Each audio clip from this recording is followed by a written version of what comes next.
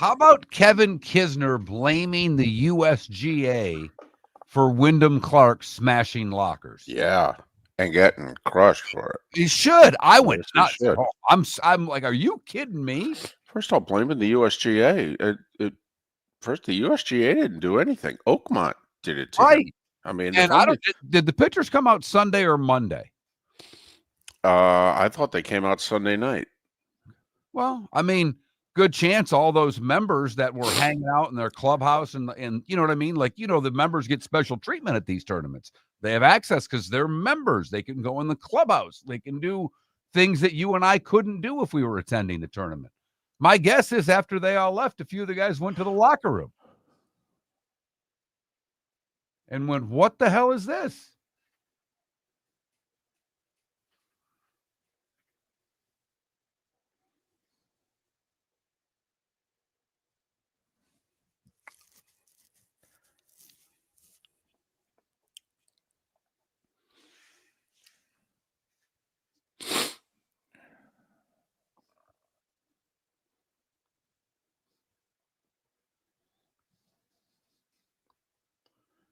By the way, I found out yesterday the guy, my buddy Steve Moulton, who does our college football on CBS, and he's the director of golf for CBS.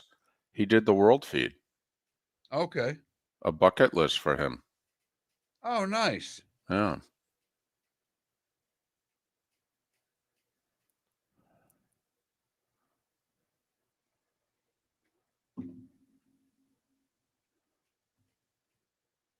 Apparently, there's a guy on the crew whose name was David Mould, Mould, and he said I kept getting him confused with you. I kept calling him Moulton. I said, well, I'll bet he didn't like that. Harris English jumps to 6.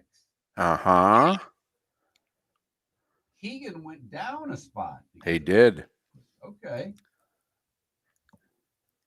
So did Morikawa. I'm telling you, I would not pick him right now. He can't play. I'll tell you what, the Euros have an interesting captain's picks now with Fitzpatrick too. I mean, he's third. I mean, Fitzpatrick or Matt Wallace. Who are you taking? Do they have any other options? Or is like the first 11 pretty much locked in? 7 through 11 are Rasmus Højgaard, Rose, Oberg, Hovland, Dietrich. Huh. Uh-huh.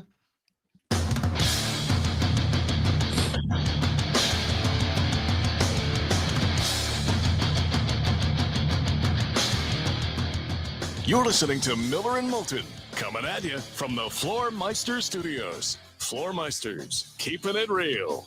And now, here's Mark Miller and David Moulton. Top of the morning to you on this Monday. We hope you had a great weekend. Thanks for starting the week off with us. How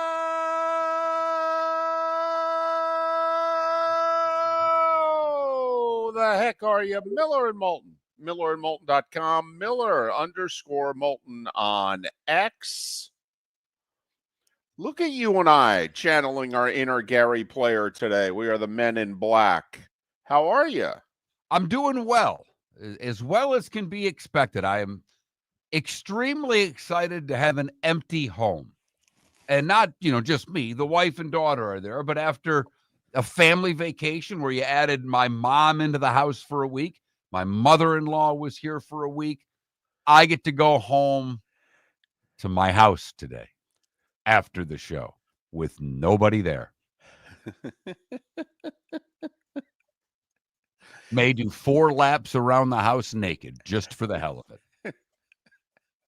Gonna pull a little risky business, are you? I am. I may even play some Bob Seger. Who knows, David? Who knows? Oh, man. When you need the camera rolling and you can't get it. Miller and Moulton, MillerandMoulton.com, Miller_Moulton on X. It was an eventful sports weekend, highlighted by the Open Championship, where, man, oh, man, us Americans, we're tough to beat over there. We're dominating that tournament. All right. No wonder they don't like us. Man. What have we won? Like 80% of the tournaments? Okay, over there, or at least in recent years. Right now, we are just crushing the majors and crushing the Open Championship. So, thought I saw that graphic. And, however you like your golf, unfortunately for a lot of us, it was a coronation. Oh, And yeah. it really was after Saturday to me. I mean, when Saturday finished, I said to my wife and mother-in-law, I'm like, this is over. This is done. He's not giving this lead up. And when Scotty Scheffler leads after 54, he knows how to get the horse in the barn. What's he now? 10 for his last 10? Yeah. That's pretty good. That's pretty good. I mean, yeah. And usually he wins by multiple shots. And he went in with a 4-shot lead and cruised to a 4-shot win. So, yep. He's not the most exciting guy in the world, but his golf is outstanding. And I do think because of the presser before the tournament and the way he spoke after the tournament, we get the genuine article. That's who this guy is. He's sincere when he speaks. He's boring on the golf course from a emotion standpoint, but his game's not boring. No, it's outstanding. It's remarkable. And he's put 3 years together here, which is like, well done. Well done. Good job. Really 4, because it started with the 2022 Masters, but yeah. I mean, here's Rory thinking he was going to be player of the year this year when he won the Masters, completed the career Grand Slam. That ain't going to happen. Tell you what, though, a lot of pressure on both sides. Win that Ryder Cup. I do think for us golf fans out there, there is some something heading into this Ryder Cup. There's actually, I think, a lot of there. The American players to a man damn near talking about we're sick of losing. Well, I guess Keegan put that little note in a bunch of guys' locker rooms that said, sick of losing. You better be too. Okay. All right. I got to admit, could we just eliminate the FedEx Cup playoffs? It's a whole bunch of people who have made a whole bunch of money that are just going to make more. I mean, seriously, if you're top 70 in a PGA Tour season, what have you made? At least $1.5 million? Oh, yeah. Probably $2 million. Okay. I mean, it's just more of a cash grab. And hey, nothing wrong with a cash grab. I think we'd all love to participate in one of those. But let's just get to the Ryder Cup. And can we get the Ryder Cup out of the way before football season? That would have been nice. I mean, this sucker's like late September, isn't it? Mid to late for sure. Yeah. I mean, come on now. I mean, it's football season. Tough to compete with that. It really is. I mean, come on. Can you play this, every other year? Could you play it late August? And the Friday's fine. You get 36 on Friday. We can get all in. Saturday morning's fine. Yeah, I guess. But by the time they make the second 18 on Saturday, forget about I'm watching college football. Right. And then Sunday, they're basically putting the singles up head-to-head with the National Football League. That's a tough win, kids. Yeah, come on now. So, anyway, we'll see. We'll see. But I'm into that. Oh, I am. I always am. Yep. I love the Ryder Cup. And now, I can't wait to see, how many people does it take to screw up the U.S. Ryder Cup team? Answer 5 vice captains. I mean, man, who's head chef? When the head chef has the day off or the head chef's working, okay? When Keegan Bradley's going to be, 5 vice captains. They all going to be wearing the same outfit too? That's like looking to the sidelines and not knowing who's calling the plays. What is this? The Alabama football team with this number of coaches? I know. Come on now. We have 12 players and we essentially have 6 coaches? Really? We don't have to do Really? any. We don't have to do any recruiting for this, right? They throw themselves at us. Okay, we're not recruiting. We're choosing. Man. So, But I don't. I guess I have to, David. I have to be somewhat the voice of reason this morning, because yesterday they put up a fascinating graphic. And if I'm wrong on the day, it was like 1,197 days between Scheffler's first major and his fourth major. And that's the exact same number of days that it took Tiger between his first major and his fourth major. David, help me out. How old was Tiger when he won his fourth major? he was 24. Mark, Tiger was born on, I think it's December 30th of 1975. He will be 50 at the end of this year. And Tiger won his fourth major at the Open Championship at St. Andrews in 2000. He was 24. He was 24. Scotty Scheffler's 29, kids. So while the stats very interesting, and it makes you go, wow, look at the compare, look at the similarities. Well, one guy's 5 years older.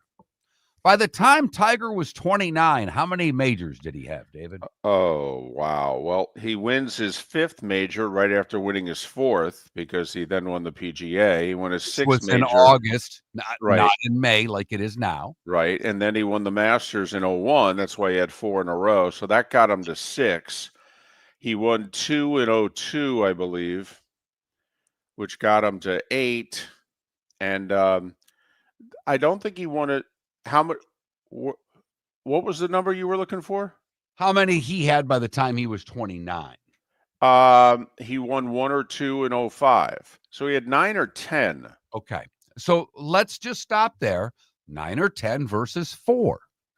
It seems to be quite a few more. So let's slow down and then, look at, there's nobody out there, and I'm not kidding you, nobody out there more than me, that when Scotty Scheffler's done, I would love to say he's the third best golfer of all time.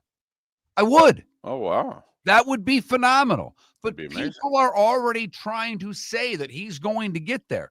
Does anybody have any idea how hard this is? David, Jordan Spieth won a bunch of majors in a short period of time. He won 3 in 3 years. Brooks Koepka, I think, won 5 in 5 years. Yeah, I believe so. Starting in 2017, and I think his fifth major was 22. Yeah. So Also, Mark, Rory won his 4 There when you he was 24, and then didn't win another for 11 years.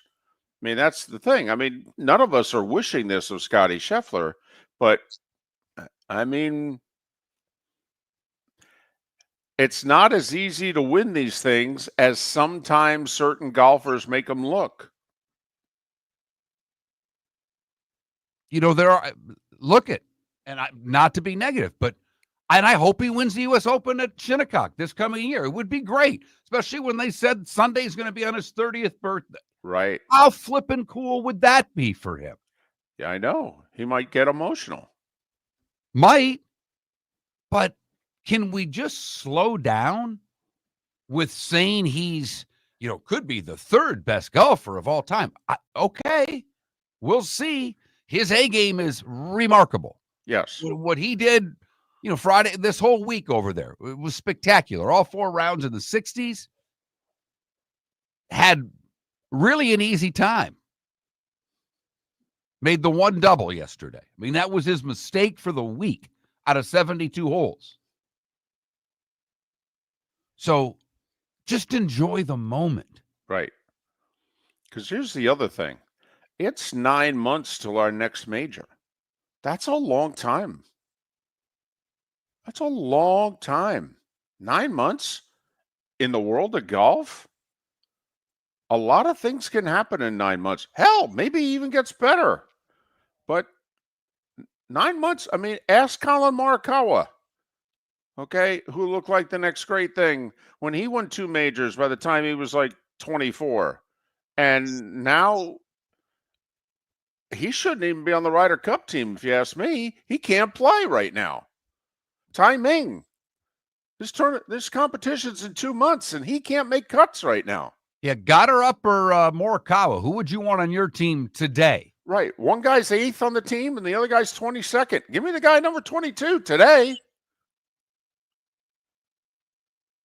But so let's just enjoy it. That's all I'm saying. I know take 10 people, minutes and enjoy this. I love that people like to make all these comparisons.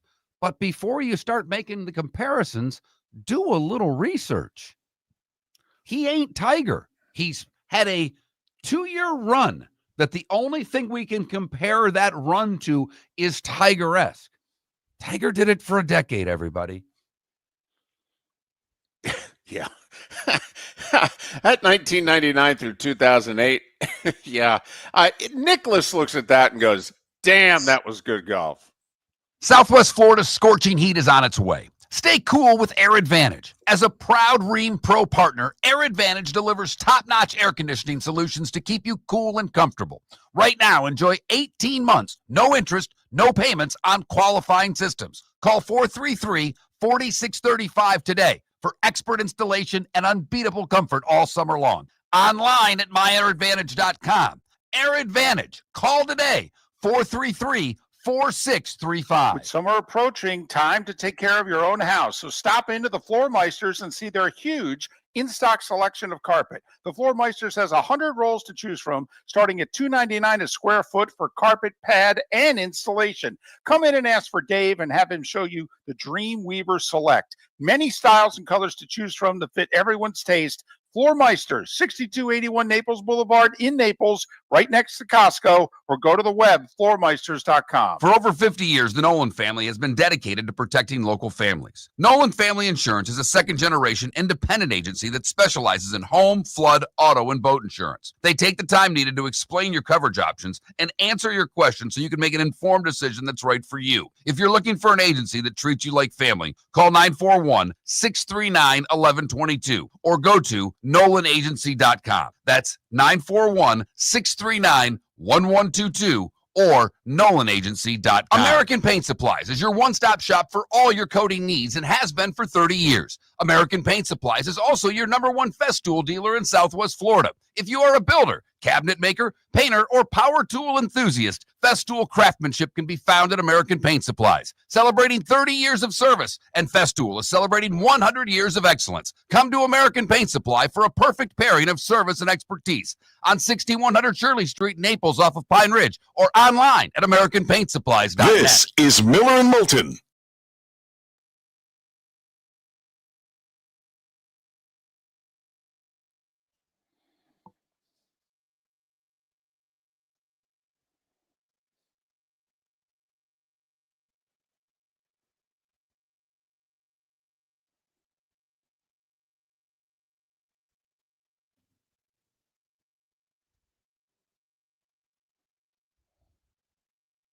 Well, Irish, Jack has 18 majors. Tiger has 15. They are regarded by not just me, but by most people who have ever covered the sport to be the two greatest golfers to have ever played.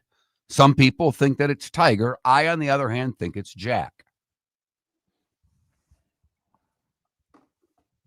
You want to compare a guy with 4 majors to Tiger, who has not won a career Grand Slam, who is not even in Tiger's stratosphere when it comes to winning. Not in the same effing league. He's had an incredible 2-year run. He's played terrifically for 4 years, but the last 2 have been ridiculous. Tiger did it for 9.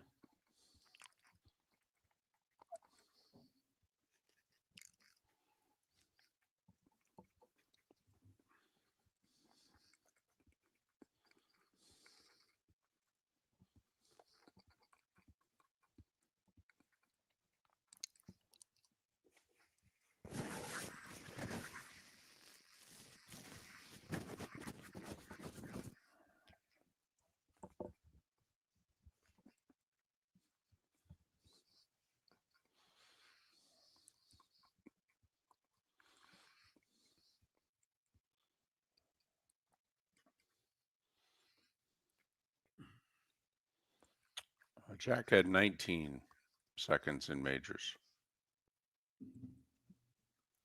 And Scotty's, I mean, Irish, you know what you show when you do that? That you're an idiot.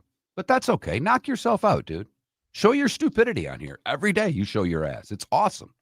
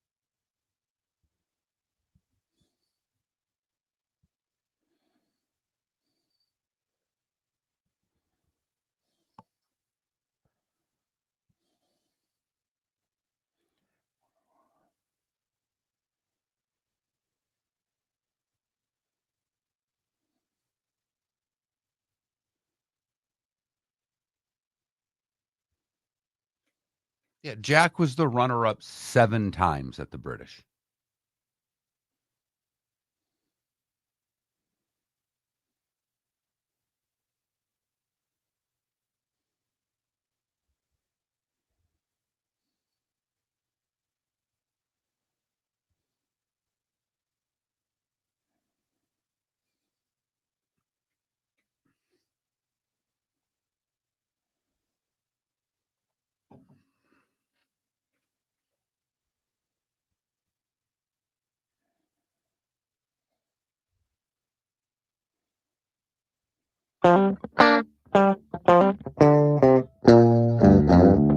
You're listening to Miller and Moulton. And now, here's Mark Miller and David Moulton.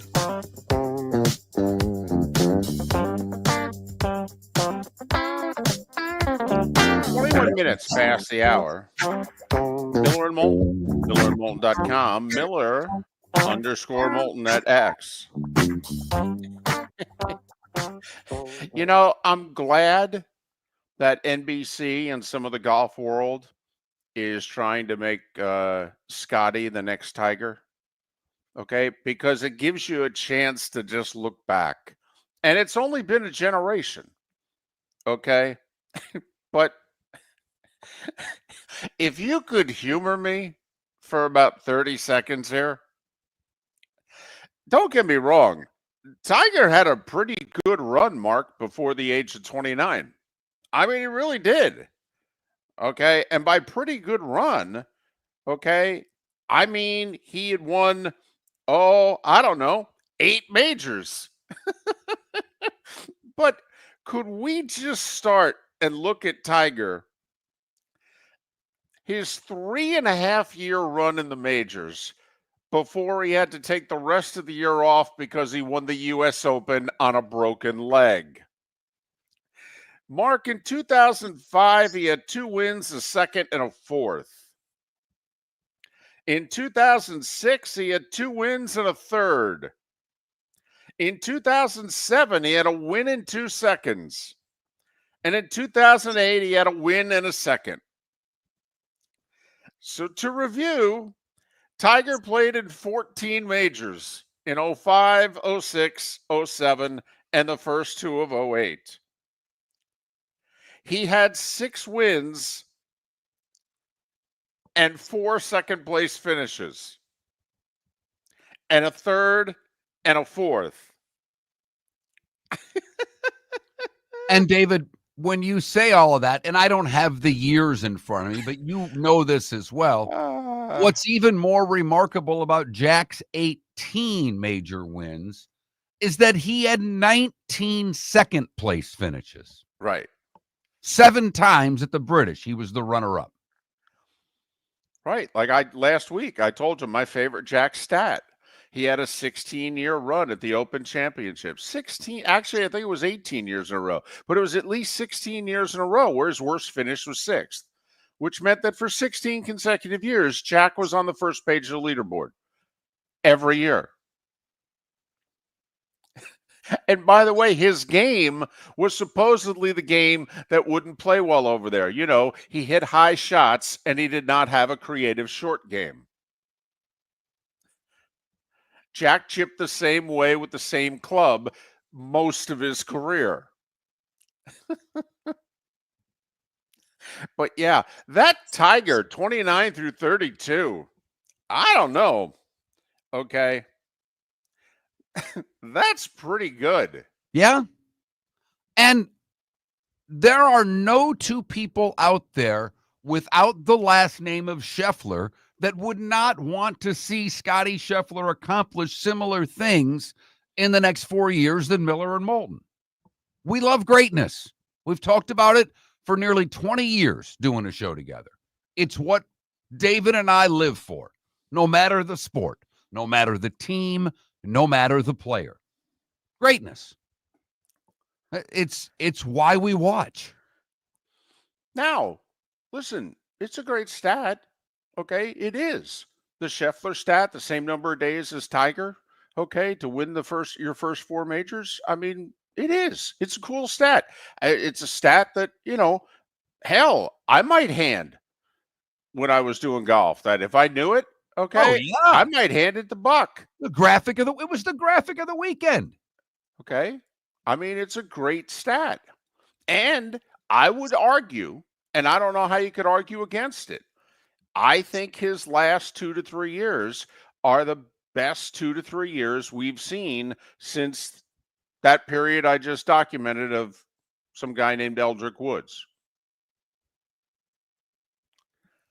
But that's all. Just after that, can we just enjoy him? I want to give him his credit for now.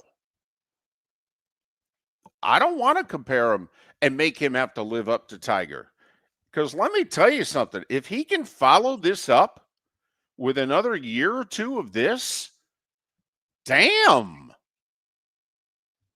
Then we are going to mention him on Yeah. the short list of the greatest players of all time. We are.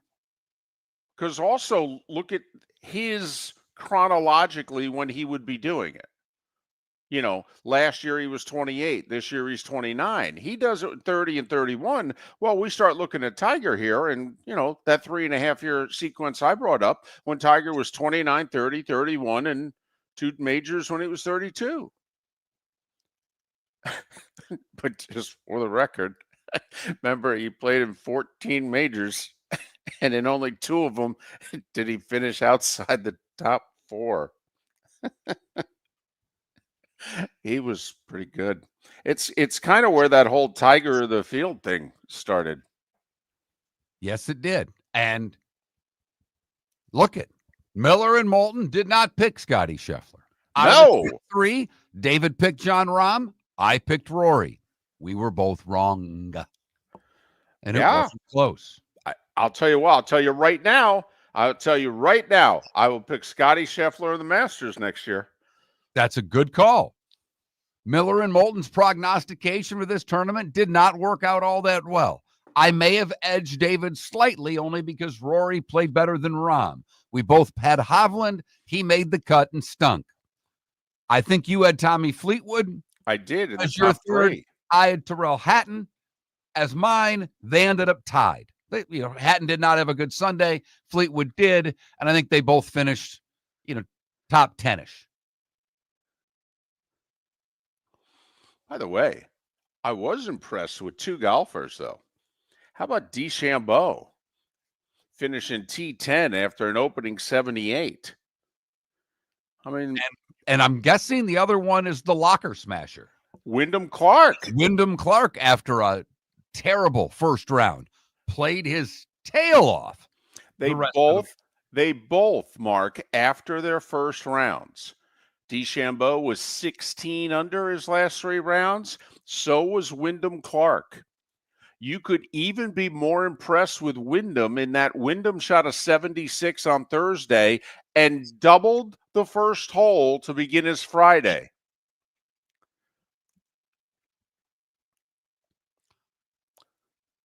In fact, Wyndham Clark had a much better week than Kevin Kisner. The NBC broadcaster who decided to blame the USGA for the locker photos being put out after Wyndham Clark decided to destroy a locker at Oakmont. Apparently, that was the USGA's fault, not Wyndham Clark. The locker rooms are sacred, according to Kevin Kisner. I just don't know how you blame the USGA. You blame someone from Oakmont. The USGA is not going to send out that picture. Exactly. And Kisner should know that. He has to deal with the USGA. Please. Miller and Moulton. But, David, I have the crux for our poll question today. Yay! And it has nothing to do with golf. Yay! I threw it out there, and David laughed it off. But today, David, is a day for you. Today is National Junk Food Day. David Moulton Day, in parentheses. Really? Or just another day that ends in Y. One or the other. So we will list David Moulton's favorite junk foods. You may choose which one you like the most. I have a feeling we're going to debate what is junk food and what's not. And I know you and I are going to differ. I have a list that we can go off of, and I will take your commentary as to what you say is junk food and what you say is not junk food, because you're an expert to me in many things. No one knows sports history quite the way you do. Political history, you're pretty damn good at. But I think it pales in comparison to your expertise on junk food. Miller and Moulton, the starting five in junk food, still ahead. Defining a new era in men's health. Get stronger and healthier at Game Day Men's Health. With our in-house laboratory, get in, get treated, and get back to your passion and purpose. Call 239-427-3441 for our Bonita Springs or Naples location to set up your free testosterone test and consultation. Mention Miller Moulton Radio Show for a 10% discount on your service. Start living your best with Game Day Men's Health, Bonita Springs and Naples. Call 239-427-3441 today. Mark Miller for Sleep Treatment Direct. They are helping me with sleep apnea. And by helping me, I mean curing me. No more CPAP machine. No more snoring. No more tossing. No more waking up exhausted. Their expert team got me the right treatment, fast and hassle-free. If you want to feel energized and get rid of your snoring, call Sleep Treatment Direct today. 444-1741. That's 239-444-1741. Sleep Treatment Direct. Sleep safe and sound. Wine glasses never fall over until you get a brand new rug. Oh, no! Ketchup bottles act normal till you're wearing a new shirt. Oh, you kidding me? And rocks slide peacefully on the road till the day you get a brand new windshield. Then they fly up off the road and attack without mercy. That's why new windshields from Glass Doctor come with our windshield protection plan. Unlimited repairs and one replacement for 12 months. Don't just fix it, protect it. Glass Doctor. A neighborly company. With summer approaching, time to take care of your own house. So stop into the Floormeisters and see their huge in-stock selection of carpet. The Floormeisters has 100 rolls to choose from, starting at $2.99 a square foot for carpet, pad, and installation. Come in and ask for Dave and have him show you the Dream Weaver Select. Many styles and colors to choose from to fit everyone's taste. Floormeisters, 6281 Naples Boulevard in Naples, right next to Costco, or go to the web, floormeisters.com. This is Miller and Moulton.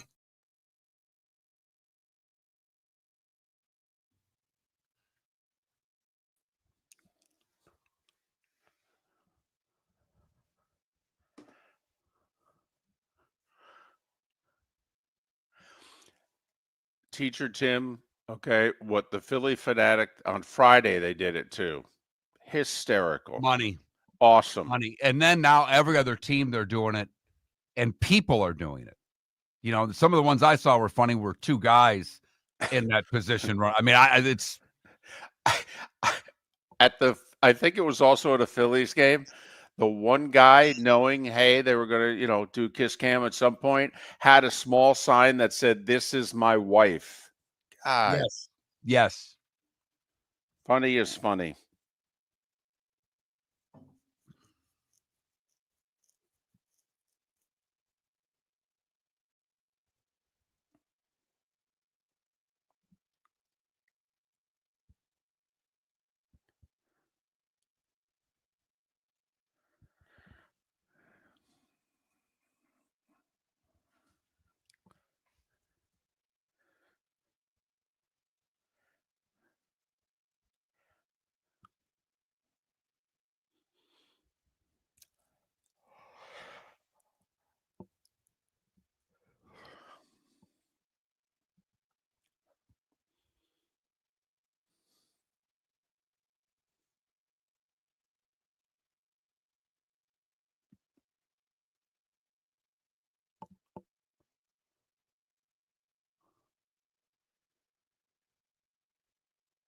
Oh, he's the former CEO now, Spitz. He resigned yesterday, I believe. I did not catch Joe Buck do an inning for the Savannah Bananas game. I have not watched an inning of a Savannah Bananas game. Me either. I should have gone when they were at JetBlue. Would have liked to have, but it's not something to me. It's like the Globetrotters on TV versus the Globetrotters live. Your experience live is far better. Right.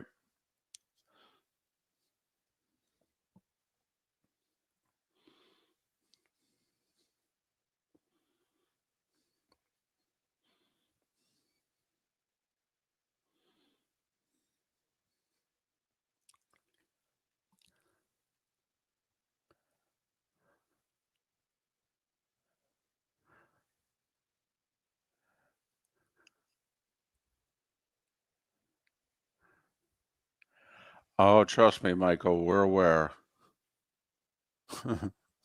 Oh, we're aware. Wait a minute, Michael, you're a Broncos fan? God, I never knew that. Holy crap, man, I learn something every day in here.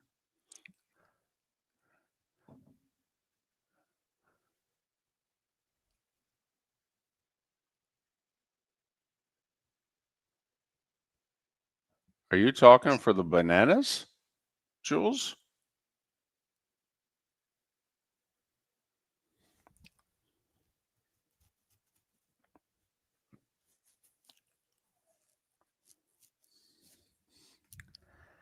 Oh.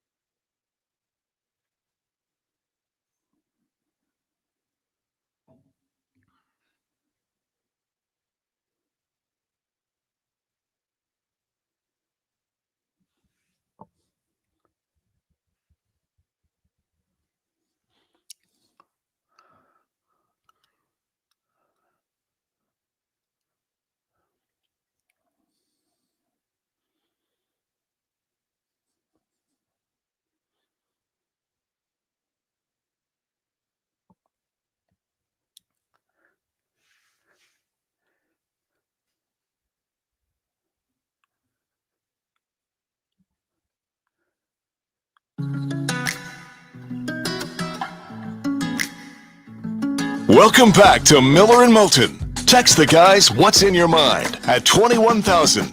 That's 21000. And now, here's David Moulton. 22 minutes till the top of the hour. See, I don't know if I want to get into this discussion with you about junk food before the starting five, because I think this is a lengthy discussion. Oh, it will be. Okay. It will be. We've got plenty of time. We're here till 10. So can we table that to the top of the hour? Sure. All right. Because I got, me, and, I know we've got an IndyCar race to hear about. I mean, was it with the 24 hours of something over the weekend? I mean, are you done? I think so. Okay. Time now for The starting five. 5 big stories you need to know. Here is the starting five. Scotty Scheffler took the lead with a 7 under 64 on Friday, and he didn't look back, winning the Open Championship by 4 over Harris English. Second time this year, Harris English has finished second in a major to Scotty. He did so at the PGA. The kid from Jersey won the Scottish Open last week, Chris Gotterup. He wasn't even in the British Open until he won the Scottish. He finished third. Scotty's first Open Championship, his second major win of the year, his fourth career major, and he's just 29. He turns 30 the day of the final round, Father's Day next year, at the U.S. Open. And that's all that's now standing in between Scotty Scheffler and the career Grand Slam. Spieth needs the PGA. Scheffler needs the U.S. Open. Xander Schauffele and Rory finished T7, 7 back. Bryson, after an opening round 78, was 16 under over his final 3 rounds to get a top 10. Wyndham Clark did the same as Bryson. After an opening 76, he played the next 3 rounds 16 under to finish T4. By the way, over those 3 rounds, for whatever it's worth, Bryson and Wyndham were 2 better than Scotty. Then again, if Scotty was ever behind, he probably would have been a little more aggressive than he was. So, you can't say they would have beaten him. Besides, this isn't an LIV event. It's not 54 holes. For what it's worth, the U.S. Ryder Cup team this morning, the automatics are Scheffler, Schauffele, Spahn, Russell Henley, DeChambeau, and Harris English knocked JT out of an automatic spot. Now, Justin Thomas is going to get picked. But what's interesting is here are the next 6. Colin Morikawa's 8th. Ben Griffin is 9th. Keegan has fallen back to 10th, the captain. Maverick McNeely is 11th. Brian Harmon is 12th. For what it's worth, Patrick Cantlay is 14. Wyndham Clark is 16. Tony Finau is 21. And Chris Gotterup is 22. And Mark, you can make as much fun of me as you want, but Jordan Spieth makes putts. And I know he's not even in the top 25, but if my choice is Maverick McNeely or Jordan Spieth, remember, I compare Spieth up with JT. Okay, they can play best ball. I don't care if Spieth makes his 6 bogeys. Okay, he's going to make my 7 birdies. No, as long as, this is where the captain has to do his job. Jordan, you're playing in 3 matches. Yep. You're not playing any alternate shot. No. Don't even think about it. I'm not putting you out there to hit drives 40 yards off target. Nope. But to your point, in best ball, I think did he make 17 birdies or something like that? I mean, his number of birdies at the British this week was impressive. Yes. He just makes a lot of bogeys. Yes, he does. And so what? In best ball, I can get away with that. He makes putts, man. We don't make putts in the Ryder Cup. Haven't for 30 years. So anyway, that's the U.S. Ryder Cup team as of this morning. They have a month, I think, until the team is locked in by points. It's picked after the 3rd FedEx Cup event, I believe, or 2nd. Is it the 2nd FedEx Cup event?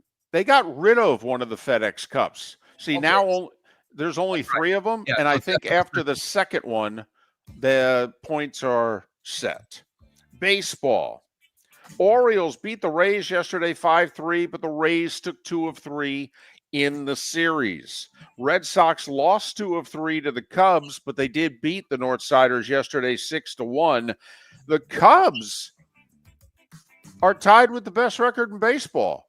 You know who they're tied with? The Milwaukee Brewers. Milwaukee's won 10 in a row. They just swept the season series from the Dodgers. The season series, not the weekend series, because they did it before the All-Star break as well. Swept 3 in Milwaukee, took the All-Star break off, and then went to L.A. and took 3 out there. 6-5 the final yesterday. Brewers and Cubs tied for the lead in the Central. How about that? Yankees took 2 of 3 from the Braves. They doubled up Atlanta 4-2. Judge with career homer 351, which is 6th all-time on the Yankees list with some guy named A-Rod. But he's coming up here on a couple. He's coming up on a couple of guys you may have heard of. Yogi Berra and Joe DiMaggio. Just saying. May have heard of them, that's all. Remember, Ruth is number 1. Mantle is number 2. Yeah.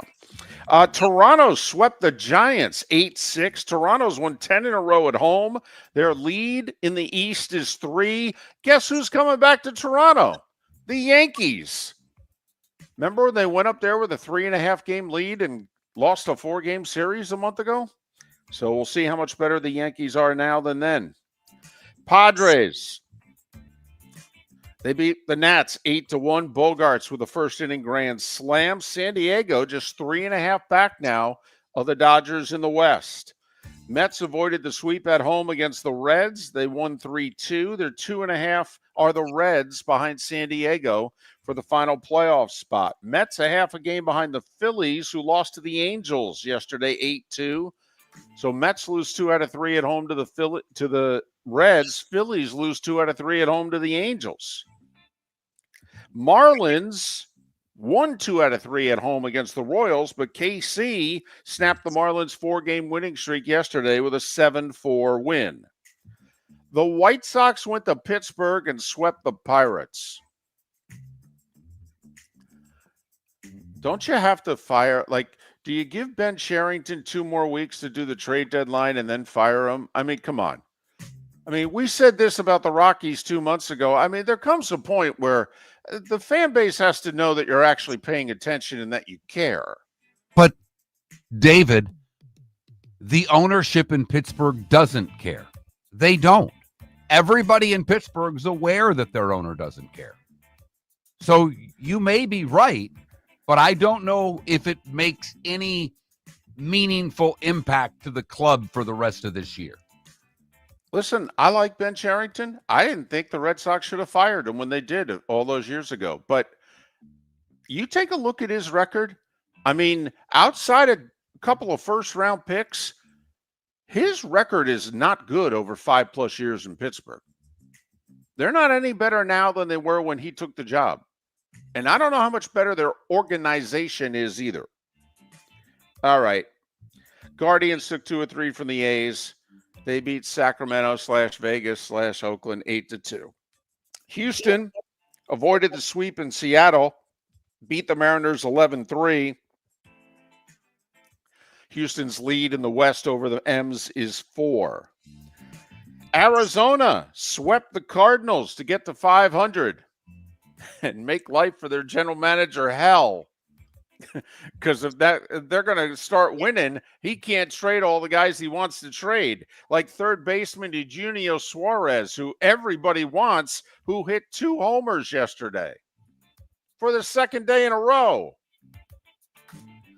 Tigers snapped a 6-game skid. See, they threw their ace, and that helped a lot. He gave up a run that he shouldn't have given up in the 7th because the reliever came in and threw a wild pitch.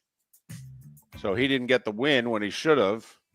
Skubal struck out another 11 in 6 2/3, but Detroit beat Texas 2-1. Colorado took 2 of 3 from the Twins.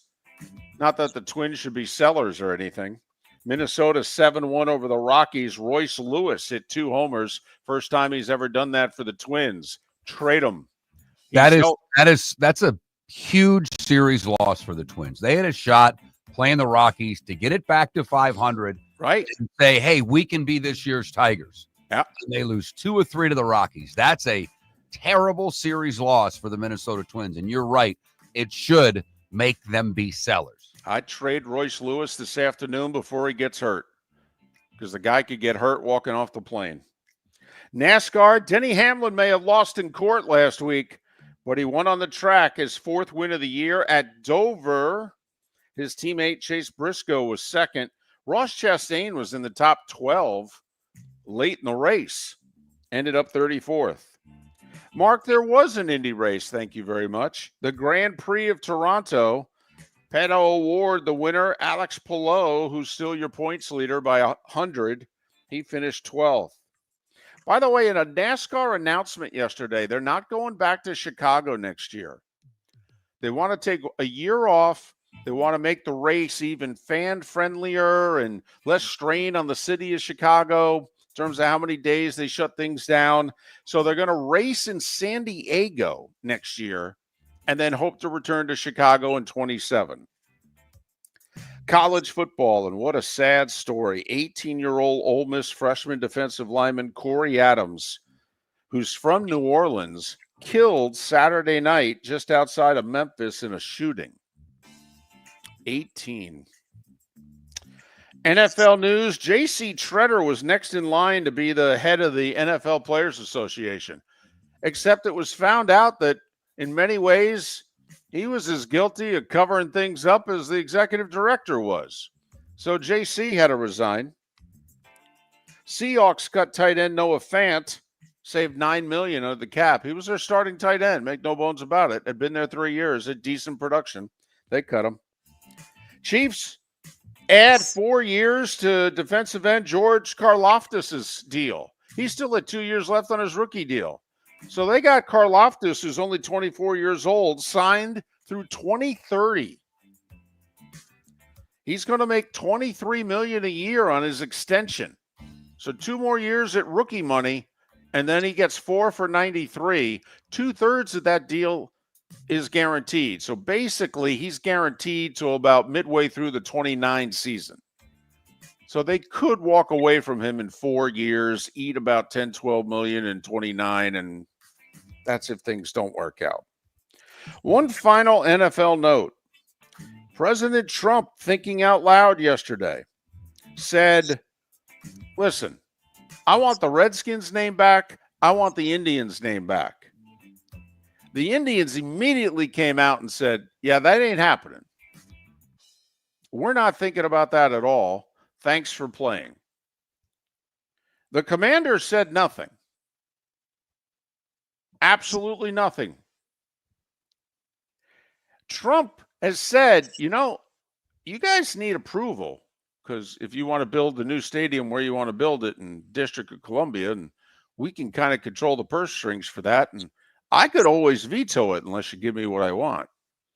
So we'll see where this goes. Remember, late last week, he was also thinking out loud about maybe I'll just pass an executive order dealing with college football and compensation and that sort of deal. So, all right, we'll just sit back, see how it plays out.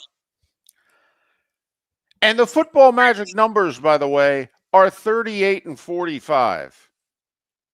38 days from today, that first big Thursday night of the college football season. And 45 nights from tonight, the Eagles host the Cowboys to kick off the NFL season. If you just need to see helmets and shoulder pads, the Lions and Chargers play the Hall of Fame game in 10 nights. And at 8 minutes before the hour, that was the starting 5. 5 big stories, and bring back the Indians and the Redskins here on Miller and Moulton.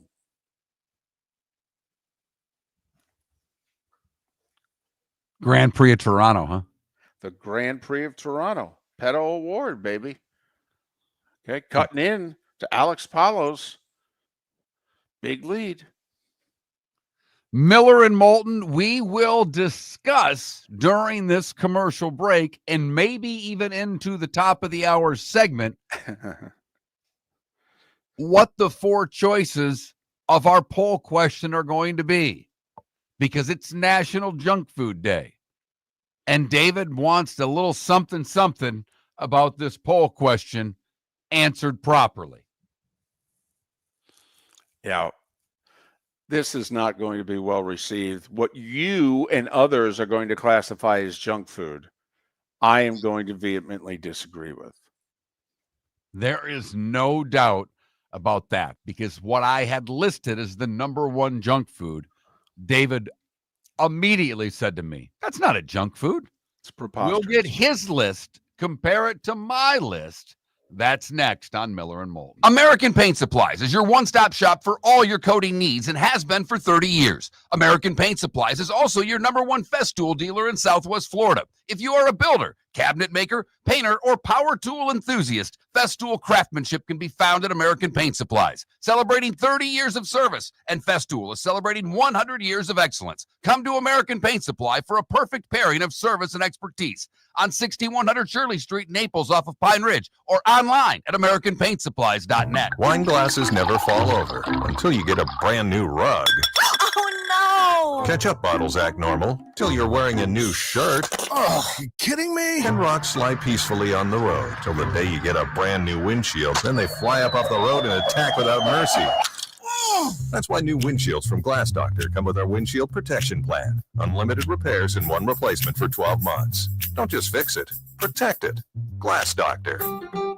A neighborly company. Southwest Florida's scorching heat is on its way. Stay cool with Air Advantage. As a proud Rheem Pro partner, Air Advantage delivers top-notch air conditioning solutions to keep you cool and comfortable. Right now, enjoy 18 months, no interest, no payments on qualifying systems. Call 433-4635 today for expert installation and unbeatable comfort all summer long. Online at myairadvantage.com. Air Advantage. Call today, 433-4635. With summer approaching, time to take care of your own house. So stop into the Floor Meisters and see their huge in-stock selection of carpet. The Floor Meisters has 100 rolls to choose from, starting at $2.99 a square foot for carpet, pad, and installation. Come in and ask for Dave and have him show you the Dream Weaver Select. Many styles and colors to choose from to fit everyone's taste. Floor Meisters, 6281 Naples Boulevard in Naples, right next to Costco, or go to the web, floormeisters.com. Mark Miller for Sleep Treatment Direct. They are helping me with sleep apnea. And by helping me, I mean curing me. No more CPAP machine, no more snoring, no more tossing, no more waking up exhausted. Their expert team got me the right treatment, fast and hassle-free. If you want to feel energized and get rid of your snoring, call Sleep Treatment Direct today. 444-1741. That's 239-444-1741. Sleep Treatment Direct. Sleep safe and sound. Miller and Moulton are very grateful to you, the listeners, for making us one of the highest rated shows for men, because the working man is one of the toughest demos to reach, and we do. Great sponsors like Floor Meisters, American Paint Supplies, Glass Doctor, Sleep Treatment Direct, Game Day Men's Health, and Molly Maid recognize that, and we thank them. And if you own a business and working men are your clientele, the most cost-effective way to reach them is through us. Text Miller and Moulton at 21,000 or directly via X at that Mark Miller or the David This is Miller and Moulton.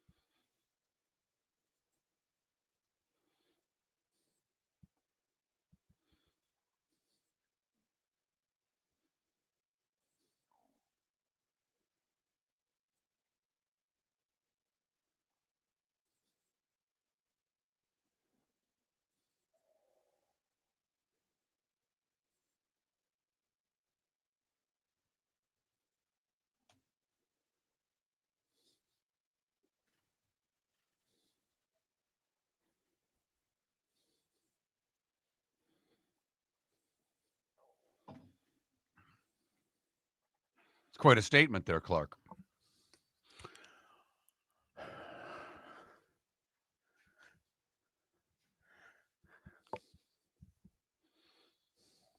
Yesterday was National Ice Cream Day, Yes, it was. and Royal Scoop was doing BOGO ice cream all day long.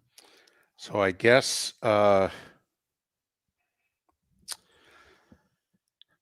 Cold Stone had dollar ice cream specials yesterday at their locations. I don't even know where one is, if there is one in Jacksonville. I don't know if there are any more here. Most of them went out of business. So the one by Bell Tower there in that strip mall, is that gone? I don't know. Okay.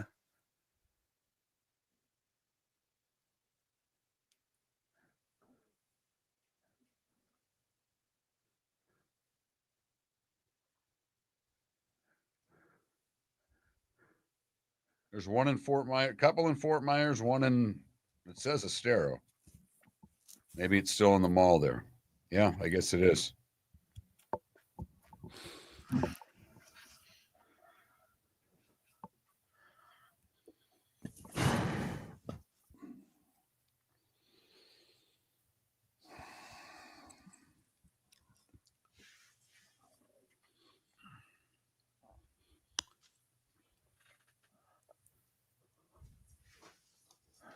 In Yulee? Well, if there's one in Yulee.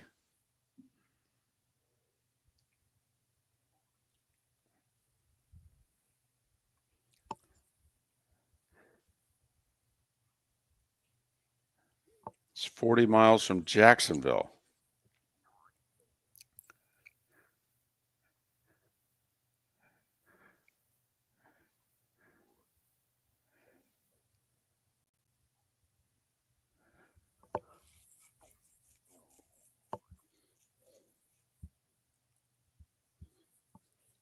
Is that right by the Georgia line there, Amelia Island?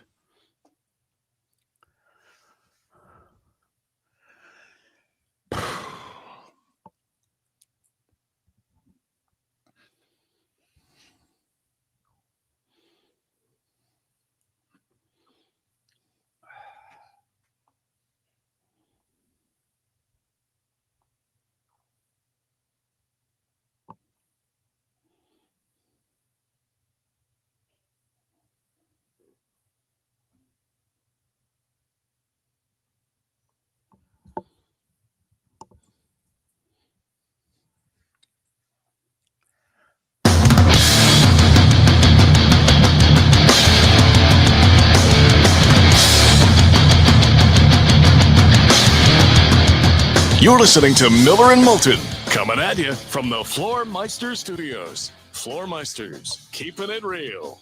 And now, here's Mark Miller and David Moulton. Hour 2 of Miller and Moulton on this Monday. Hope you had a great weekend. Thanks so much for being with us. Miller and Moulton, MillerandMoulton.com, Miller_Moulton on X. No guests currently scheduled. Don't know what to tell you. I called a lot of people late yesterday afternoon, early evening. But this time of year, I'm not going to believe this. A lot of people are on vacation. What? What are you talking about? So, all right.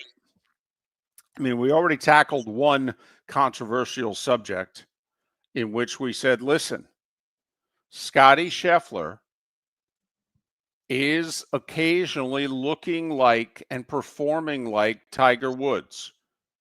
Can we just stop there? There are some great stats, okay, to compare him to Tiger in the last 2-3 years and all that. Can just let Scotty have his moment for Scotty. This is remarkable the way he's playing. And could certainly argue that this seems to be the best golf that anyone has played since some guy named Eldrick. Okay, even better than Phil's best days in 05 and 06. I'd argue it's better than Rory in 2012 through 2014 when he won, 3 of his 4 majors. But let's not Tiger Woods yet. Okay, I mean, win a U.S. Open, get that career Grand Slam, and then then we could start talking about place in history. But he's playing great. And yesterday, I will say, Mark, there was a part to Scheffler's game yesterday that did remind me an awful lot of Tiger. when Tiger would get 3, 4, 5+ shots up on people, Tiger didn't take chances. Tiger could make par after routine par, and it seemingly, Mark, remember, wasn't Tiger pin high 20 feet seemingly for 5 years when he had a lead? And down the stretch, Scheffler makes that double thinking he could get out of that fairway bunker and attack the green when he couldn't. And so he makes double, and he doesn't make a single bogey the rest of the way. And Mark, I could have sworn he was putting 10 to 20 feet for birdie pin high for 2.5 hours. And really, for the most part of the 72 holes, he did that. His distance control was perfect. Awesome. Throughout the week. Yep. His shot making was brilliant. Yeah. The fact that he decided to play the game a little differently than he normally does, hitting those low chaser cut irons all day long into those greens. I mean, the irony to me is that 2 of the 3 par 5s he plays even. Right. 2 and 12. And what did he birdie? 16, 3 of the 4 rounds? The Right. 235-yard par 3? Right. He birdied the first 3 days and missed a 15-footer for birdie yesterday. Right. Right. Uh-huh. They said if he makes this, they're going to rename the hole after him.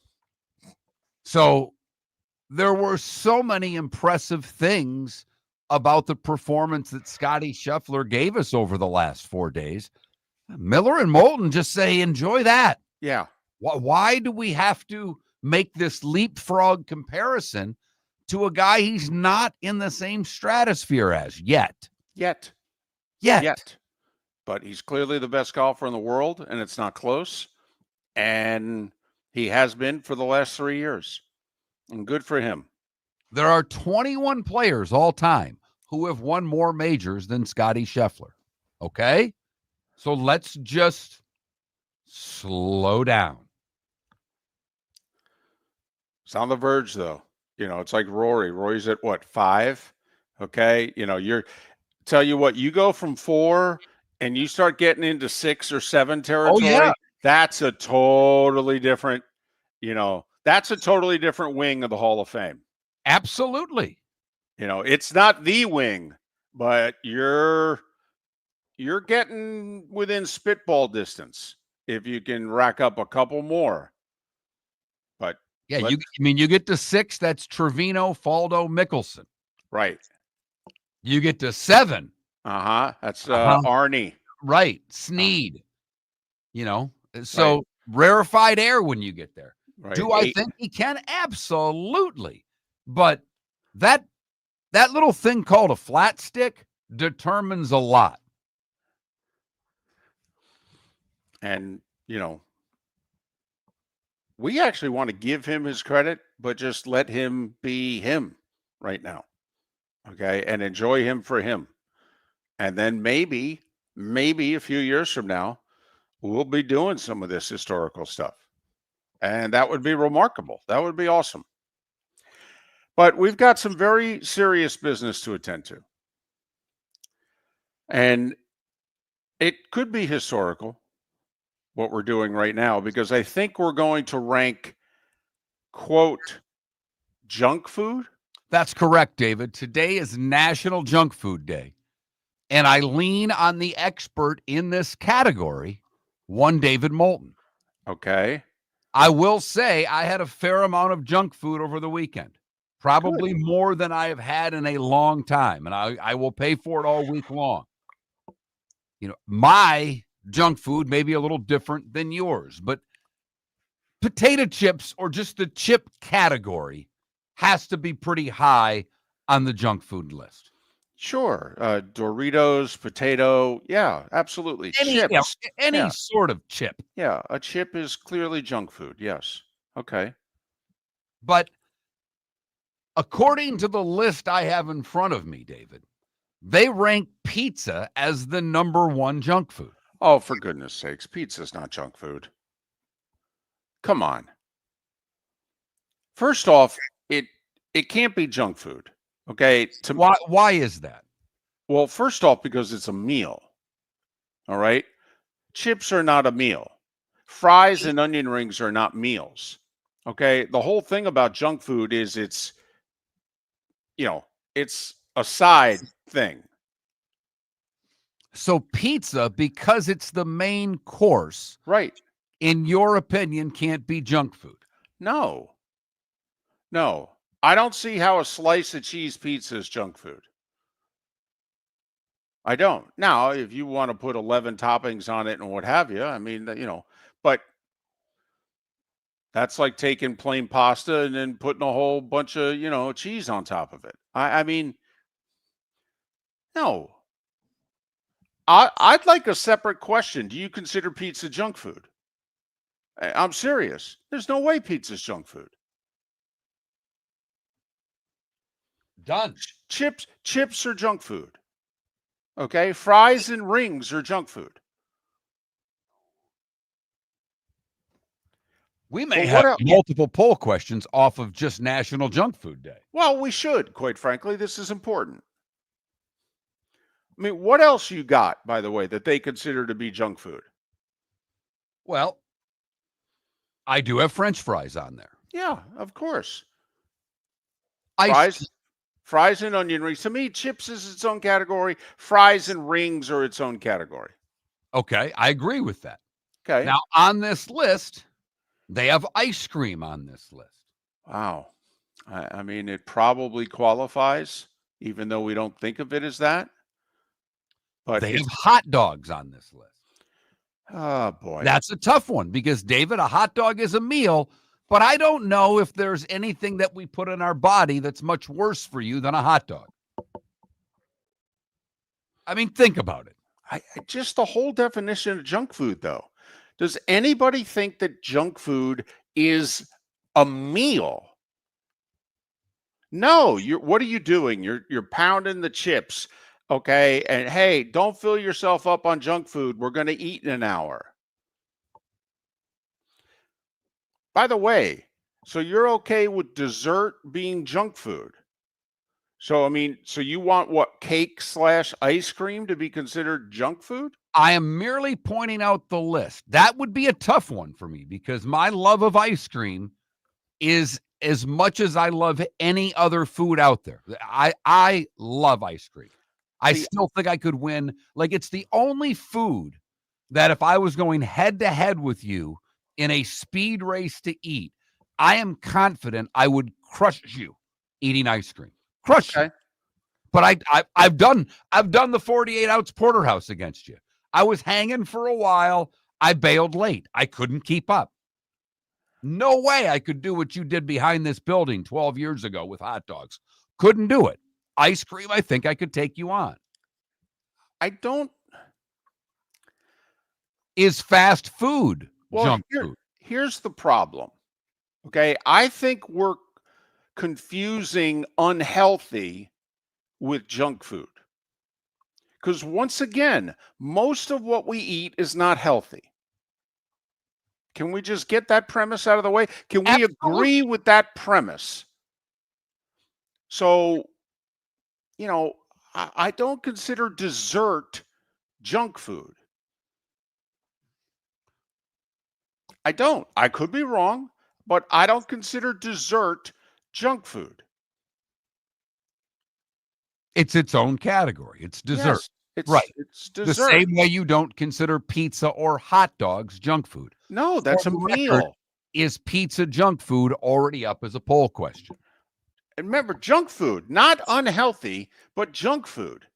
And I'm telling you, I would define junk food, I have a feeling, differently than some would. To me, just because something is unhealthy does not make it junk food.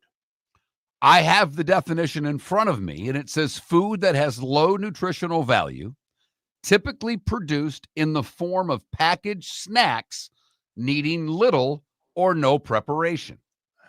That would back up what you're saying. Like, for instance, my daughter has fallen in love with pizza rolls. Pizza rolls are junk food. You got to warm them up. You can do them in the oven, the air fryer, the microwave, whatever you want. That's junk food. It's a snack. It's not. You can make it a meal. I mean, you can have 64 of them, right, but it's not really a meal. Not intended to be a meal. No, it is intended to be an A snack. unhealthy snack before your unhealthy meal. Correct. Right. Delicious, but junk Yes. food.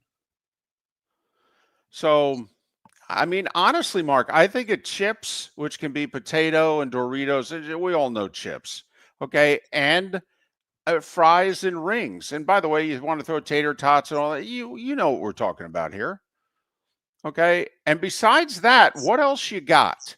Is a chocolate bar junk food? It's candy. Isn't that junk food? No, you could consider it unhealthy. Okay, at Easter, do you hand out junk food or do you hand out candy? You hand out candy. American Paint Supplies, celebrating 30 years in Naples, is proud to be the exclusive Farrow and Ball dealer in Southwest Florida. The best thing to come from the UK since the Beatles, Farrow and Ball has the colors and paints at American Paint Supplies. See why all the designers and painters choose Farrow and Ball. For 30 years, American Paint Supplies provides the perfect pairing of service and expertise on 6100 Shirley Street in Naples off of Pine Ridge or online at AmericanPaintSupplies.net. American Paint Supplies is your one-stop shop for all your coating needs. Whether you're chasing peak performance, reigniting intimacy, or simply want to feel your best, Game Day Men's Health creates customized game plans to optimize your health. Call 239-427-3441 for our Bonita Springs and Naples location to set up your free testosterone test and consultation. Mention Miller Moulton Radio Show for 10% off your service. Find your maximum self with Game Day Men's Health, Bonita Springs and Naples, Florida. Call 239-427-3441 today. With summer approaching, time to take care of your own house. So stop into the Floor Meisters and see their huge in-stock selection of carpet. The Floor Meisters has 100 rolls to choose from, starting at $2.99 a square foot for carpet, pad, and installation. Come in and ask for Dave and have him show you the Dream Weaver Select. Many styles and colors to choose from to fit everyone's taste. Floor Meisters, 6281 Naples Boulevard in Naples, right next to Costco, or go to the web, floormeisters.com. Wine glasses never fall over until you get a brand new rug.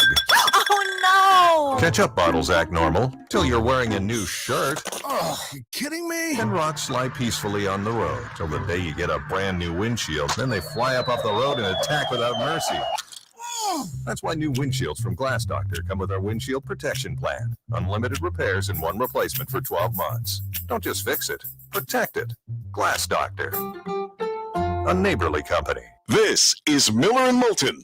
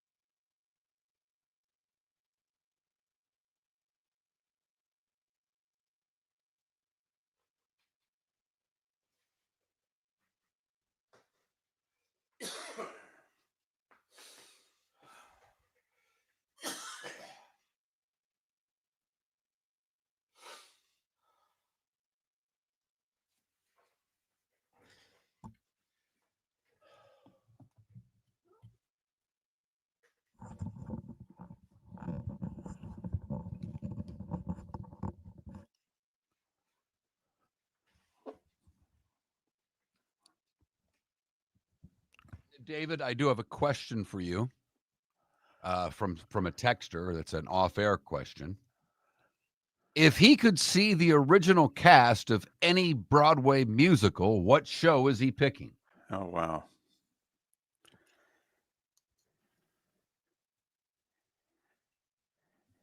Probably West Side Story.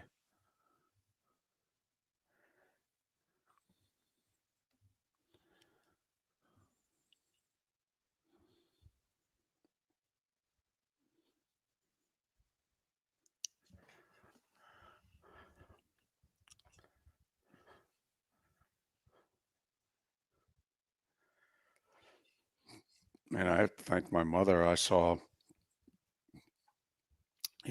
Chorus Line, Chicago, King and I, Dracula.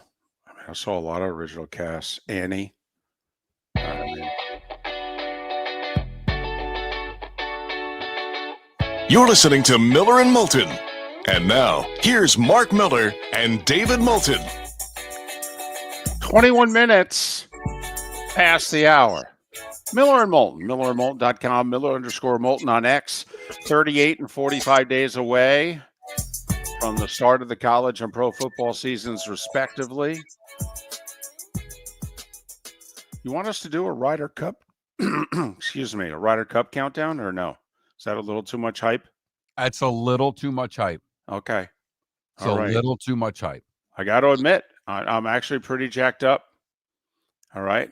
The question is how, I know the FedEx Cup's coming. I don't know how much that's going to be top of mind until the Ryder Cup begins, if you know what I mean. We'll have the moment when they pick the teams. Right. In a month. And that's about it. Uh-huh. Yep.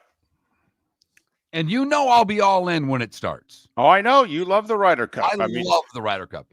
I was the one here 2 years ago getting visibly upset as we were getting manhandled by the Euros. Like, it ticked me off. Meanwhile, we had bet on the Euros, and we had told everybody the Euros were going to win, but they were beating us so badly that it began to really annoy Mark. I mean, they made our point and then some, but still, it was too much. At some point, show some pride. Exactly. Snap out of it. And Bryson DeChambeau talking about the note that Keegan Bradley left in his and other lockers. Didn't get into what was in it, said it was very inspirational. They asked what's on it, and he said that's private. Yeah. But also it shows that, Bryson's going to be on the team. Yes. Well, I'm just saying he's fifth in points. He's not going to gain any more points. I mean, he's not playing in any of the stuff that you can accumulate points in. And you're right. Justin Thomas and Harris English could both pass him. I don't know. Morikawa would need to win a FedEx Cup event to pass DeChambeau. But Bryson DeChambeau is going to be on the team. Right. Okay. And that he did confirm. He said that, yeah, he told me I'm going to be on the team. Which, let's face it, when you're on the LIV tour, I mean, it's tough to automatically qualify. Think about how well he's played the last 2 years. If he's in fifth and he only gets how many events to accumulate points in a year? But we digress. But we've got very important, matters to discuss here. I mean, those of you that want to put Scotty Scheffler, and mention him in the same paragraph as Tiger Woods, and we're like, you got to be really careful here. Got to be really careful here. Okay. Is this a Tiger-like period of time? Yeah, kind of, maybe. Okay. Did he play yesterday like Tiger used to play? Oh, yeah, absolutely. Tiger with a 4-shot lead, what would he do? He'd birdie 3 of the first 7 holes, and he would make routine par after routine par after routine par and force the whole rest of the field to go, seek every pin on the course. Harris English, didn't say the comparison to Tiger, but Harris English, they asked him if he was watching the scoreboard at all, and he's like, yes. Yeah, He goes, but when he gets 3 out of the first 6, it's over. it made it pretty difficult because this guy doesn't fall apart. So, but today is National Junk Food Day. And we are discussing what is a junk food item and what is not. David, you're getting questioned a little bit. David's saying if it's not a snack, it can't be junk food. So what are cinnamon rolls and milkshakes? Desserts? A cinnamon roll could be breakfast, by the way. I mean, it's a It could be. multi-versatile, Right. terrible for you pastry. Yes. And it's one of two things. It's breakfast or dessert. Come on. We all know what junk food is. We do. Remember, there's a big difference between unhealthy and junk food. All right. There was someone in the chat room that brought up that pizza can actually be both. You know, you're at a pizza joint, that's a meal. You're opening a frozen pizza and stick it in the oven, that's junk food. Do you buy that philosophy? No. Not even close. So Okay. basically, our vote on junk food is which is, what's your favorite junk food? Fries/onion rings or chips? I mean, that's basically all there is in your eyes that is junk food. There was something during the break that I thought of that could have qualified, like a grouping that could have qualified as junk food. But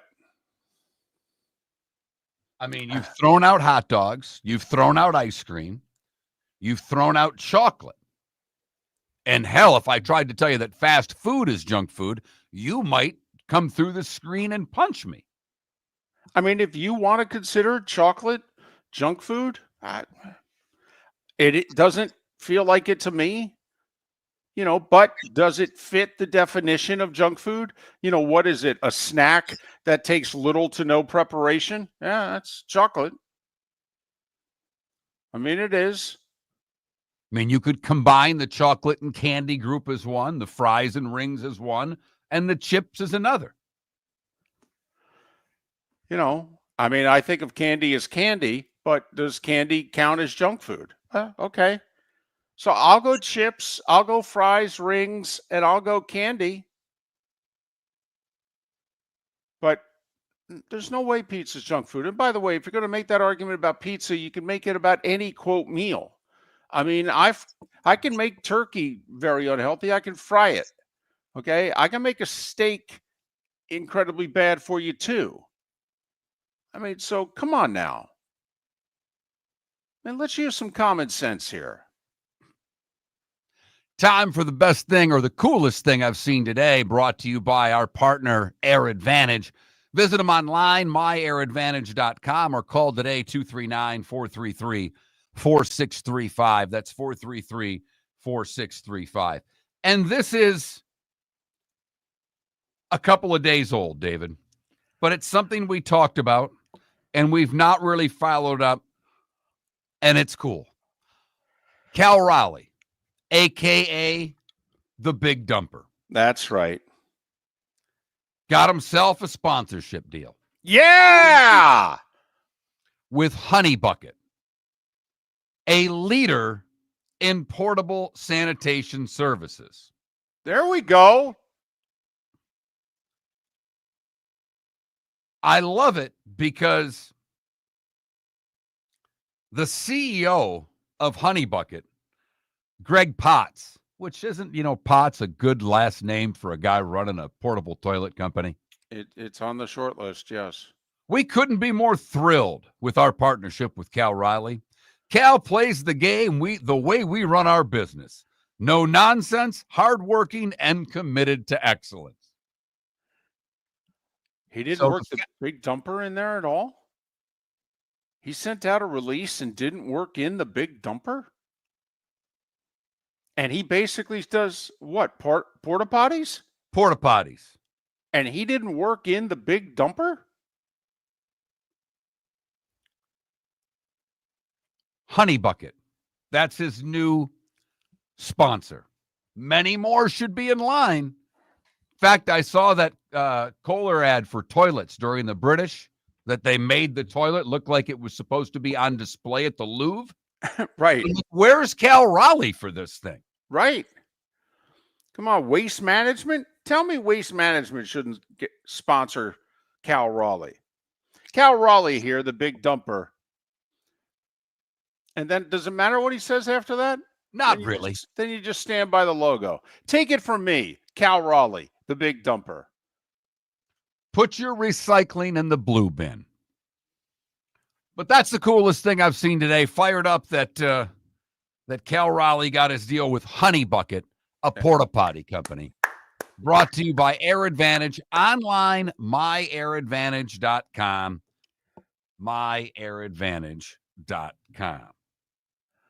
Miller and Moulton. We've got one poll question up. Is pizza a junk food? Most of you are on David's side early. Great to see. We'll list our favorite junk foods and let you vote on them as well. Miller and Moulton, millerandmoulton.com. For over 50 years, the Nolan family has been dedicated to protecting local families. Nolan Family Insurance is a second-generation independent agency that specializes in home, flood, auto, and boat insurance. They take the time needed to explain your coverage options and answer your questions so you can make an informed decision that's right for you. If you're looking for an agency that treats you like family, call 941-639-1122 or go to nolanagency.com. That's 941-639-1122 or nolanagency.com. Wine glasses never fall over until you get a brand new rug. Oh, no. Ketchup bottles act normal till you're wearing a new shirt. Oh, you kidding me? And rocks slide peacefully on the road till the day you get a brand new windshield. Then they fly up off the road and attack without mercy. That's why new windshields from Glass Doctor come with our windshield protection plan. Unlimited repairs and one replacement for 12 months. Don't just fix it, protect it. Glass Doctor. A neighborly company.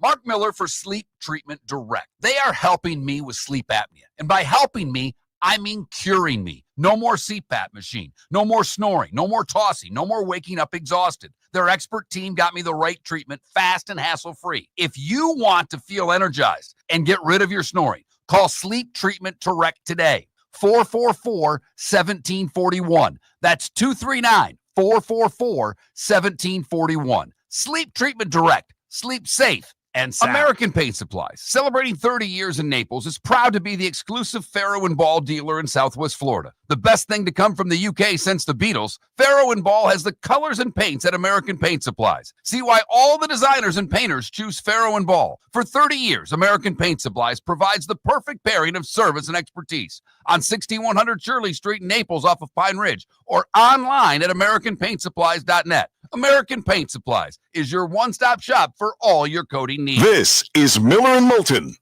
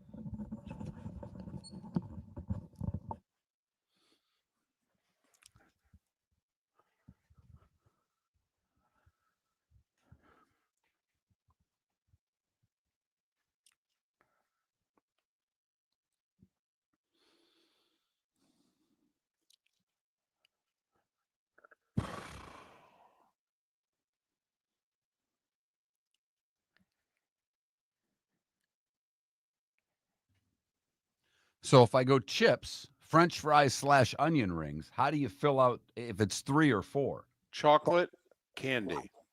And then we debate whether chocolate is candy. See, I would put chocolate candy on the same one. Okay, so how about And then? then I might put hot dogs on the last line. Okay, I disagree, but okay. Because here's my question: how do you put hot dogs without putting hamburger? Easily. Okay, Hot dogs are like the meat parts that are left over. Hamburgers at least ground meat. You don't know what you're getting in a hot dog. once again, unhealthy does not make it a junk food.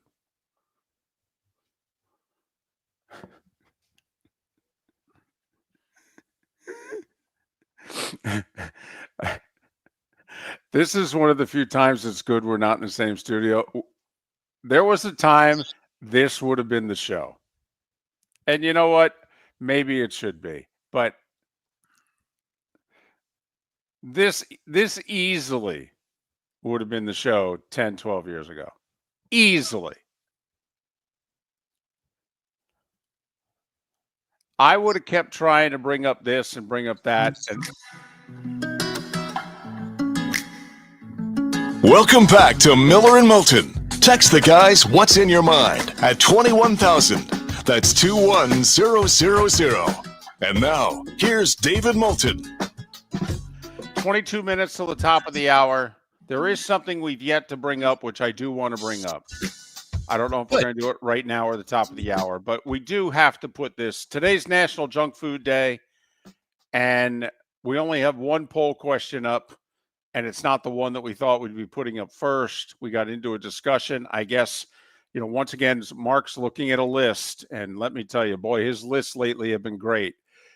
But Mark's looking at a list in which pizza is listed as junk food, and I just said, Listed as the number 1 junk food. Yeah, that's the thing. And come on, we got to draw the line here. I'm sorry. I'm taking on the list, wherever you're getting it from, in which I just said pizza is not junk food. Okay, let's at least establish this before you and I have to come up with our top 3 or 4, most popular, whatever, junk foods. Chips are clearly a junk food. correct. All kinds. On the list. All kinds of chips. Okay, come on. You all know what we're talking about here. Does that pretzels? Yes. Come on now. You know the aisle. Everything that's in that aisle. Stop it already. It's a junk food. Fries / rings. Okay, that's junk food. Tater tots, the whole, come on. You know what we're talking about here. That's junk food. Now, my question is chocolate its own item, or does chocolate fall under candy? It falls under candy to me, with your basis that you go down the candy chocolate aisle at the grocery store, or when you're in line, the chocolates and candy are all right there. So I'm putting them as, chocolate / candy, Okay. French fries / onion rings, chips. Now we could just go with those 3. Which I would stop there, but you really want to add a 4th. No, I just said our hot dogs junk food. And you know that I love hot dogs, but they are the bottom rung of meat. Yes, they're unhealthy for you, but unhealthy does not make it a junk food. Okay, a hot dog is a meal. Okay, it's not a snack. Well, it is for me, but that's a whole other story. Yeah, I would, I'm glad you clarified that, because we could have really hit a snag here, because I literally stopped on the way home for dinner and grabbed a hot dog on my way home to then have dinner. No, that hot dog was a snack, or at the very least an appetizer, Dave. You and I do it all the time. Okay, right. I mean, I'll hit a double cheeseburger on the way home before dinner. Yes. Okay, but we don't count. Okay, we're not normal. But, if you want to put like a hot dog, first off, we get into the whole, is it a sandwich or not? How can a sandwich be junk food? I don't think it qualifies as junk food. Okay, you want to do as pizza junk food, we could do as hot dog junk food. Well, then we'll leave it with 3: chips, French fries / onion rings, chocolate / candy. Okay. National Junk Food Day. Which of these is your favorite junk food? Miller_Moulton on X. We'll retweet it here, repost it here in a matter of seconds, and you Okay. can vote on whatever you'd like. And by the way, if you want to go a third question and you want to ask, is a hot dog junk food? I'm all for that. Like, I was horrified at the thought that pizza could qualify as junk food. I'll debate that to my death. Okay. But, you know, I'll disagree with somebody who says it's yes, but I get it. It's genuinely really bad for you. Oh, okay. I don't think that means it's junk food, but whatever. Beauty's in the eye of the beholder. Quick question or two. Did you watch any Friday or Saturday, anything having to do with the WNBA? No, I'm aware of the T-shirts that they wore. I'm aware of the controversy that it has caused, and even did a little research on said controversy over the weekend because I was pretty sure we were going to talk about it this morning. Well, and I even tried to have a guest about it, but struck out. So the T-shirt, by the way, black T-shirts, white lettering. If you're unfamiliar, the lettering said, "Pay us what you owe us." And, a lot of people supported it. A lot of people were bent out of shape by it. Did you hear Dave Portnoy's comments? I did. Okay. As a matter of fact. Barstool in the news last week, their deal with Fox. By the way, apparently they're going to do a show 8 to 10 in the morning on FS1. They're going to go head to head with Mike Greenberg and Get Up.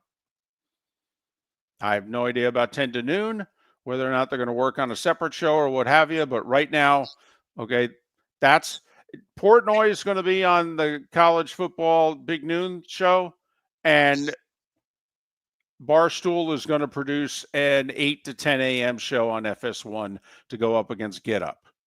Okay. That they could be more coming, but that's the original agreement. Fine. So Dave Portnoy, who, by the way, is a big WNBA fan, huge Caitlin Clark fan, if you didn't know. And he is like, oh, of course they should get a lot more money. And, he's got it. And this is what he said, though. This is, okay, if I could buy a Boston-based WNBA franchise for $250 million, I'd do it without blinking. That's all you should know about WNBA finances.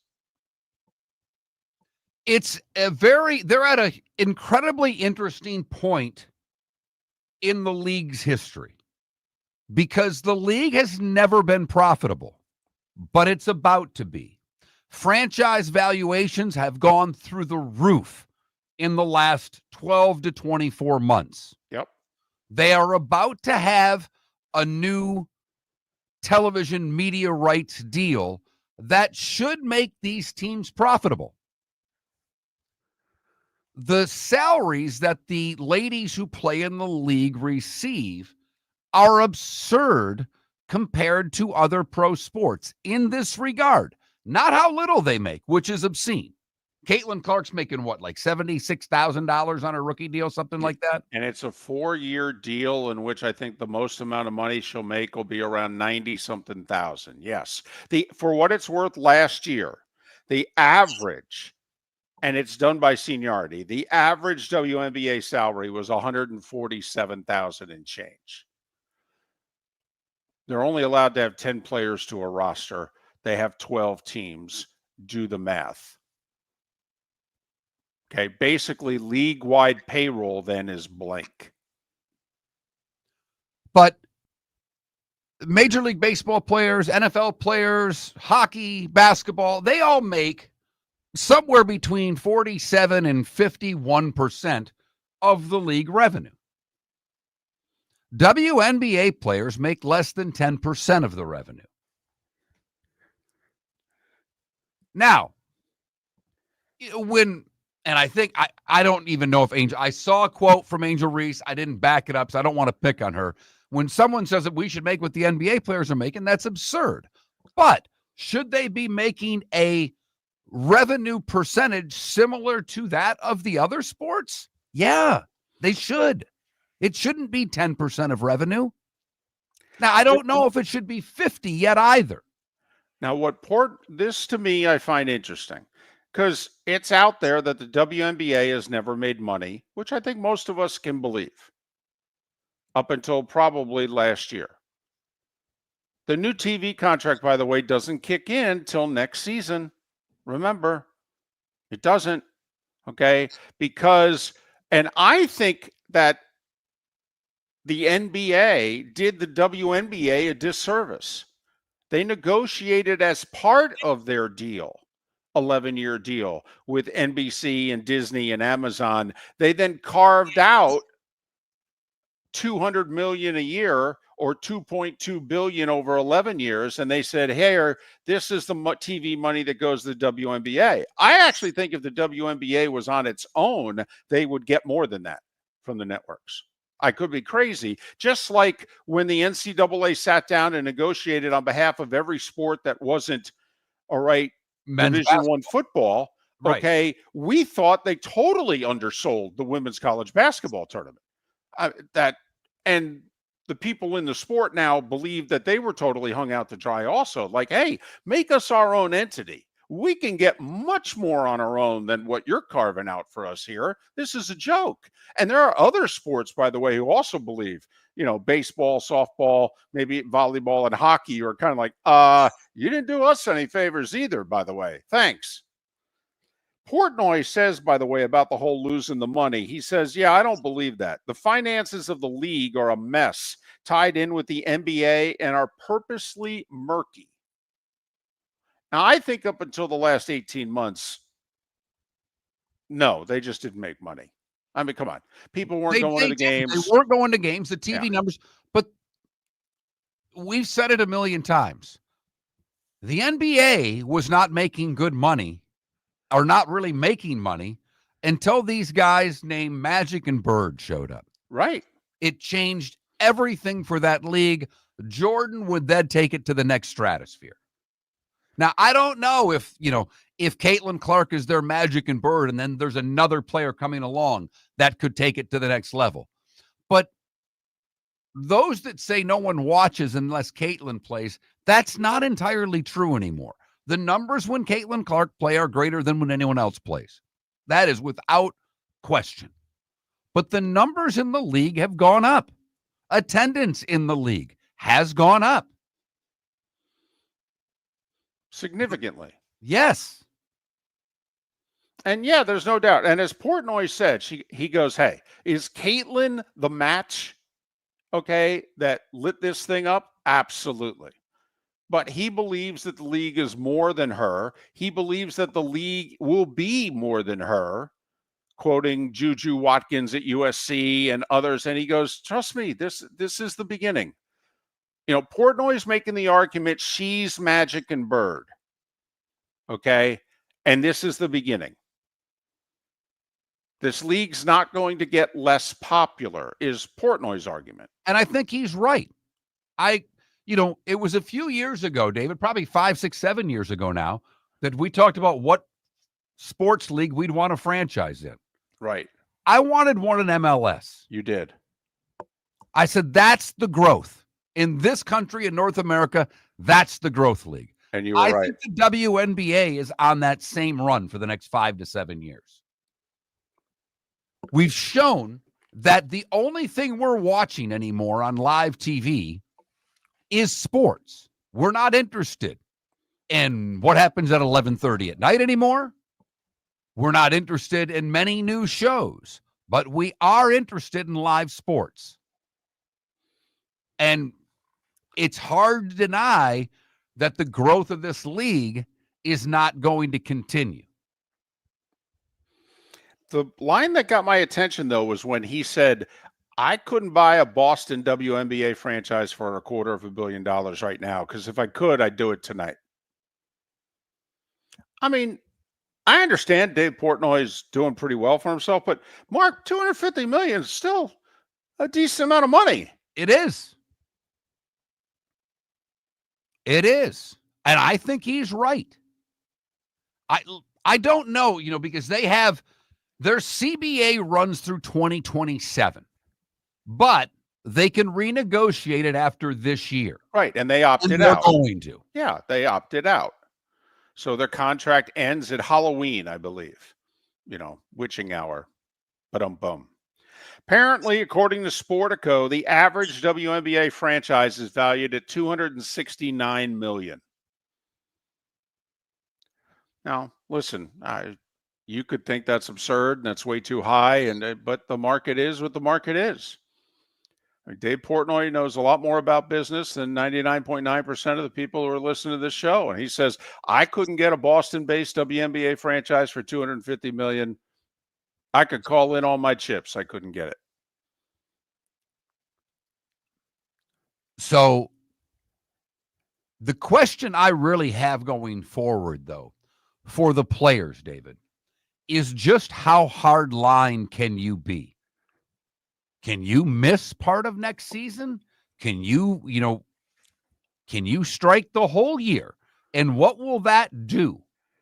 Because I don't think you can get away with missing much basketball, if you know what I mean. I think the tide would turn against the players if they're going to miss part of next season. I think it is an extremely important offseason for both that league and its union to make sure that they get this deal done before the 2026 season begins. The WNBA has yet to go public with certain facts. Like, to me, it's real simple. If the league is not profitable, then lay it out. Hold a presser, have the projector, the board behind you, whatever, and just lay it out and go, we're losing money. Even with Caitlin and Paige and what have you, we're losing money. What do they expect us to do? Miller and Moulton. With summer approaching, time to take care of your own house. So stop into the Floor Meisters and see their huge in-stock selection of carpet. The Floor Meisters has 100 rolls to choose from, starting at $2.99 a square foot for carpet, pad, and installation. Come in and ask for Dave and have him show you the Dream Weaver Select. Many styles and colors to choose from to fit everyone's taste. Floor Meisters, 6281 Naples Boulevard in Naples, right next to Costco, or go to the web, floormeisters.com. Southwest Florida's scorching heat is on its way. Stay cool with Air Advantage. As a proud Rheem Pro partner, Air Advantage delivers top-notch air conditioning solutions to keep you cool and comfortable. Right now, enjoy 18 months, no interest, no payments on qualifying systems. Call 433-4635 today for expert installation and unbeatable comfort all summer long. Online at myairadvantage.com. Air Advantage. Call today, 433-4635. Honey, you want to come out? I haven't seen you since Glass Doctor installed our custom shower enclosure. No thanks. Well, you can't keep eating breakfast in the shower, and laminating your magazines is getting expensive. You remember we have guests coming over tonight, right? Oh, I'm sure they'd love to see the shower. It's our neighbors, and I highly doubt they want to be hanging out in our bathroom. The shower's so good, you'll never want to leave. Visit glassdoctor.com today and schedule an appointment online. Mark Miller for Sleep Treatment Direct. They are helping me with sleep apnea. And by helping me, I mean curing me. No more CPAP machine. No more snoring. No more tossing. No more waking up exhausted. Their expert team got me the right treatment, fast and hassle-free. If you want to feel energized and get rid of your snoring, call Sleep Treatment Direct today. 444-1741. That's 239-444-1741. Sleep Treatment Direct. Sleep safe and sound. Defining a new era in men's health. Get stronger and healthier at Game Day Men's Health. With our in-house laboratory, get in, get treated, and get back to your passion and purpose. Call 239-427-3441 for our Bonita Springs or Naples location to set up your free testosterone test and consultation. Mention Miller Moulton Radio Show for a 10% discount on your service. Start living your best with Game Day Men's Health, Bonita Springs, and Naples. Call 239-427-3441 today. For over 50 years, the Nolan family has been dedicated to protecting local families. Nolan Family Insurance is a second-generation independent agency that specializes in home, flood, auto, and boat insurance. They take the time needed to explain your coverage options and answer your questions so you can make an informed decision that's right for you. If you're looking for an agency that treats you like family, call 941-639-1122 or go to NolanAgency.com. That's 941-639-1122 or NolanAgency.com. This is Miller and Moulton.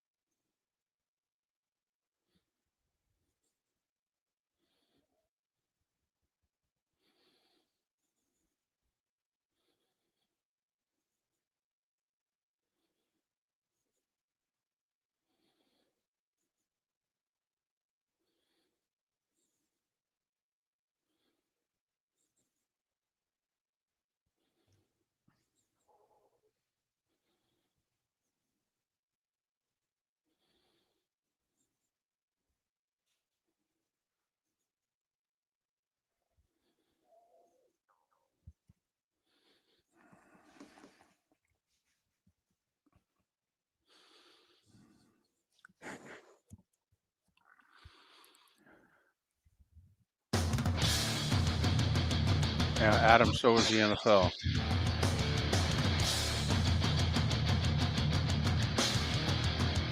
You're listening to Miller and Moulton, coming at you from the Floor Meister Studios. Floor Meisters, keeping it real. And now, here's Mark Miller and David Moulton. Halfway home in the 239 and the 904. Final hour of the show. Lake City, Live Oak, surrounding areas. Venice, Port Charlotte, and surrounding areas. Miller and Moulton. MillerandMoulton.com. Miller_Moulton on X. 38 and 45 days away from the start of the college and pro football seasons. This is the week that every NFL team begins training camp. All veterans will have to report by the end of this week, many of them by tomorrow. A lot of people have the veterans showing up on the 22nd with first workouts on the 23rd, but some as late as Friday. But this is it, baby. In a way, the football offseason has ended. 10 days away from the Hall of Fame game, 38 days away from the Thursday leading into Labor Day weekend for college ball, and 45 nights from tonight, the Eagles host the Cowboys to get the party started. Mark, along those lines, and by the way, 21,000 is the text line. We talked a little WNBA. Do the T-shirts bother you? Okay. Do you think they're entitled to more? You know, do you believe the company line that the league's losing $40 million a year? I got to admit, when the average salary is under $150 and there's only 10 players per team, okay, and there's 12 teams, do the math on what league-wide payroll is. And now realize that beginning next year, they're going to make a minimum of $200 million nationally. So I got to admit, going forward, I think it's going to be tough to make the argument that this league isn't at least break even, if not financially make some money, especially when you factor in attendance. But so we got that. We got today is National Junk Food Day. All sorts of questions and controversies arising about that.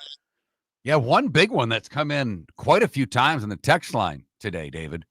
And, you know, some people asking different chip things. I just, you know, the guy that's asking about what it's combos, just throw it under chips. They're in the chip pile. I know it's not technically a chip. It's a pretzel stuffed with cheese. But come on, it's in that family. But people are asking, are wings junk food? No. Nope. Come on. Something that takes very little to no preparation. I mean, a snack. I mean, that's junk food. Come on, we all know what junk food is. I got you, David. But does it take more time or less time to prepare an onion ring than it does a chicken wing? No, I knew you were going to go there. And, you know, I've been big on, hey, just because something is unhealthy doesn't mean that it's junk food. You know, I mean, maybe it's hypocritical to go fries and rings and not consider wings a junk food. If so, then it needs to be its own food group.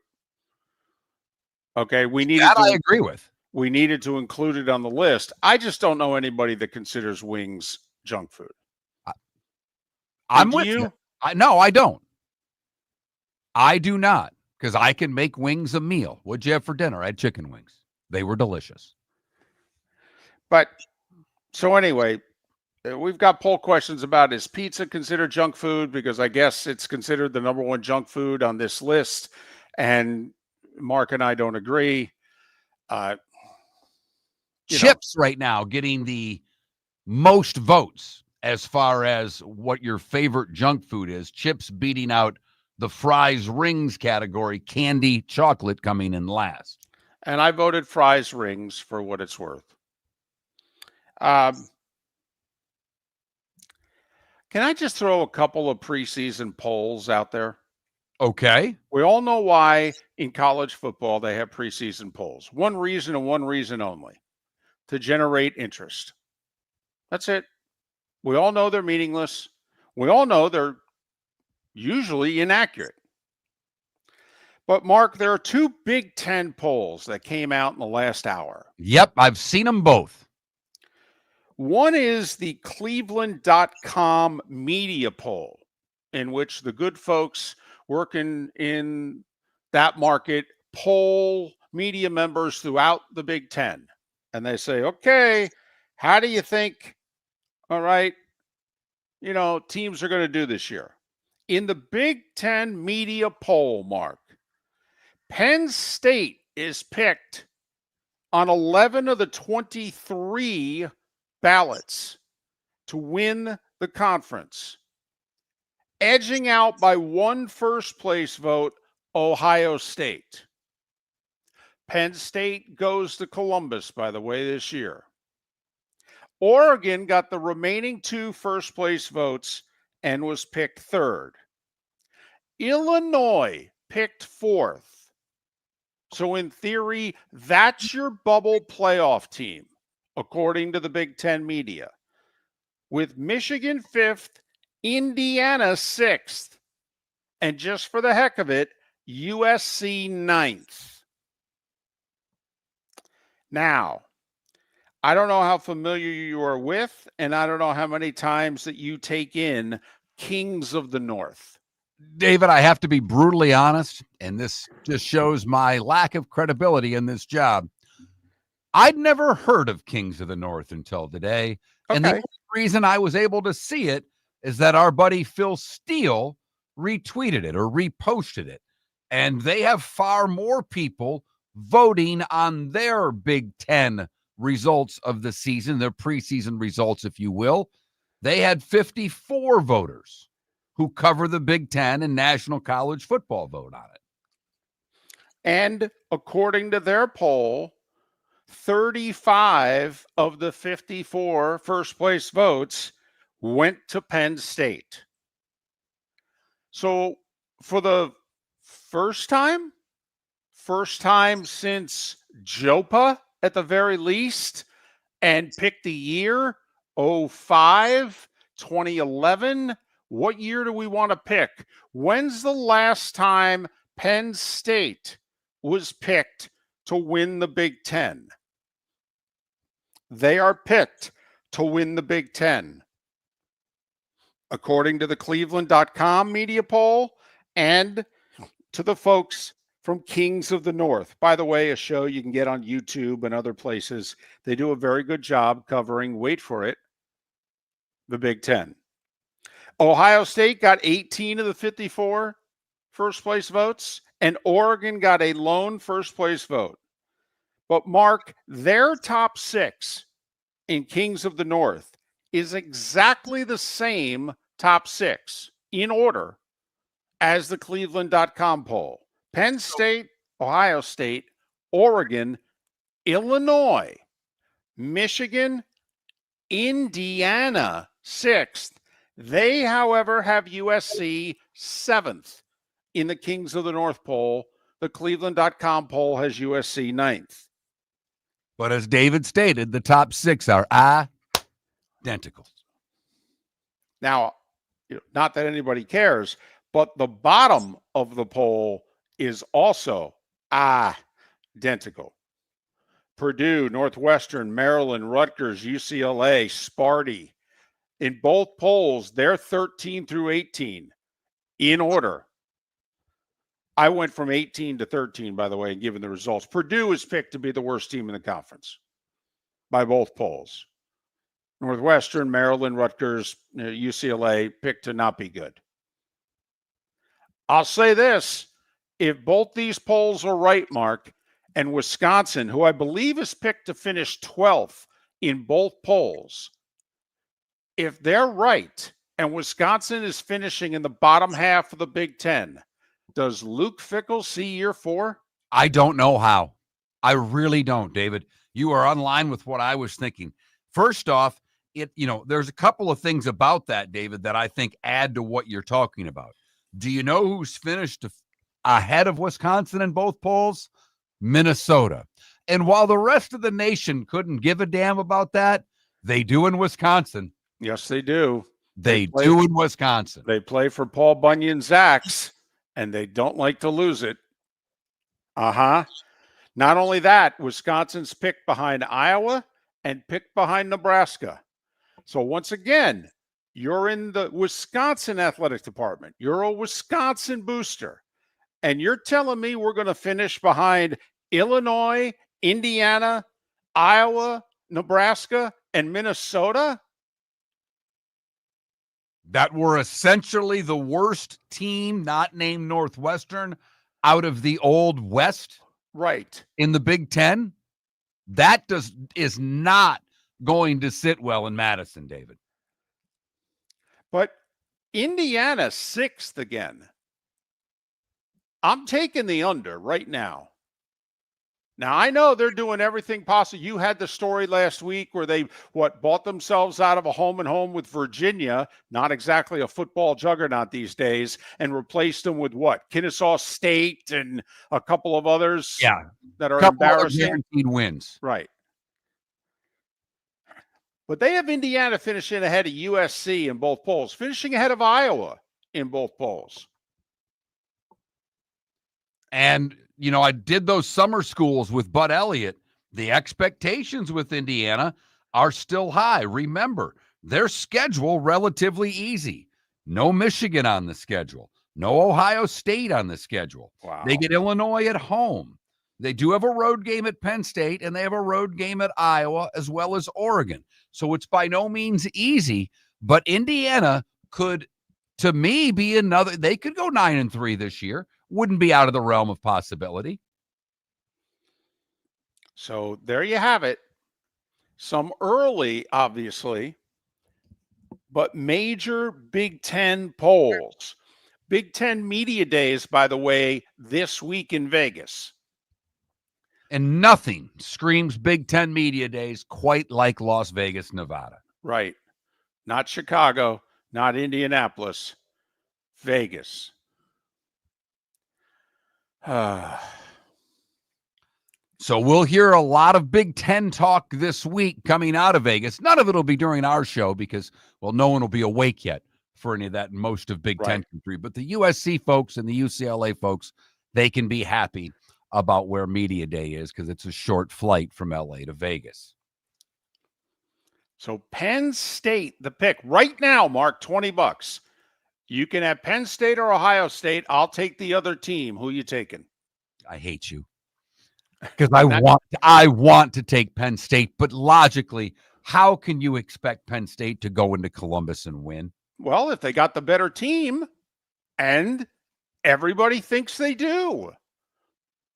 They were able to bring a lot of kids back. They did a lot of kids back. They're poised and ready for it. Can their coach get it done? David, I wouldn't lose the $20 picking Penn State, if you know what I mean. For over 50 years, the Nolan family has been dedicated to protecting local families. Nolan Family Insurance is a second-generation independent agency that specializes in home, flood, auto, and boat insurance. They take the time needed to explain your coverage options and answer your questions so you can make an informed decision that's right for you. If you're looking for an agency that treats you like family, call 941-639-1122 or go to nolanagency.com. That's 941-639-1122 or nolanagency.com. Summer approaching, time to take care of your own house. So stop into the Floor Meisters and see their huge in-stock selection of carpet. The Floor Meisters has 100 rolls to choose from, starting at $2.99 a square foot for carpet, pad, and installation. Come in and ask for Dave and have him show you the Dream Weaver Select. Many styles and colors to choose from that fit everyone's taste. Floor Meisters, 6281 Naples Boulevard in Naples, right next to Costco, or go to the web, floormeisters.com. American Paint Supplies, for nearly 30 years, is your one-stop shop for all your coating needs. If you are a designer, a contractor, a professional painter, or a weekend warrior, American Paint Supplies is the place where experts go to get expert solutions. At 6100 Shirley Street in Naples off of Pine Ridge, American Paint Supplies delivers the best solutions with the best products with the best support. Meet Gene and his team today at American Paint Supplies. Call 239-566-2700. That's 566-2700 or online at AmericanPaintSupplies.net. Defining a new era in Men's Health. Get stronger and healthier at Game Day Men's Health. With our in-house laboratory, get in, get treated, and get back to your passion and purpose. Call 239-427-3441 for our Bonita Springs or Naples location to set up your free testosterone test and consultation. Mention Miller Moulton Radio Show for a 10% discount on your service. Start living your best with Game Day Men's Health, Bonita Springs and Naples. Call 239-427-3441. This is Miller and Moulton.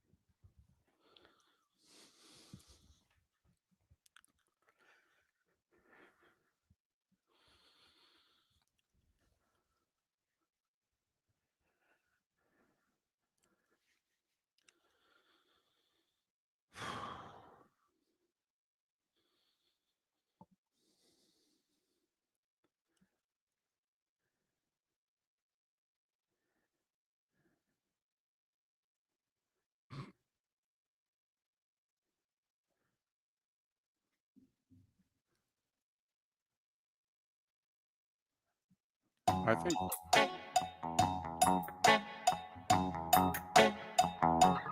You're listening to Miller and Moulton. And now, here's Mark Miller and David Moulton. 21 minutes past the hour. Miller and Moulton. MillerandMoulton.com. Miller_Moulton on X. We were just talking a little Big Ten football because it's Big Ten Media Days this week. I think it's today through Wednesday gathering in Vegas.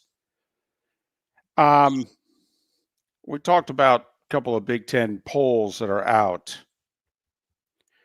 Did you see, by the way, the SEC media poll that came out late last week? SEC Media Days were Monday through Thursday last week, and we had so much going on, and we had a guest-heavy week that we didn't discuss the SEC preseason media poll.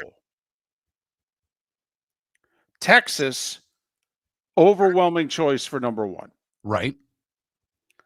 Georgia, a solid second. Bama edging out LSU for third. Was a little surprised by that. Fairly close, but give Alabama the edge. Right. Bama does host LSU this year, if you think that the head-to-head could be the difference. South Carolina, fifth.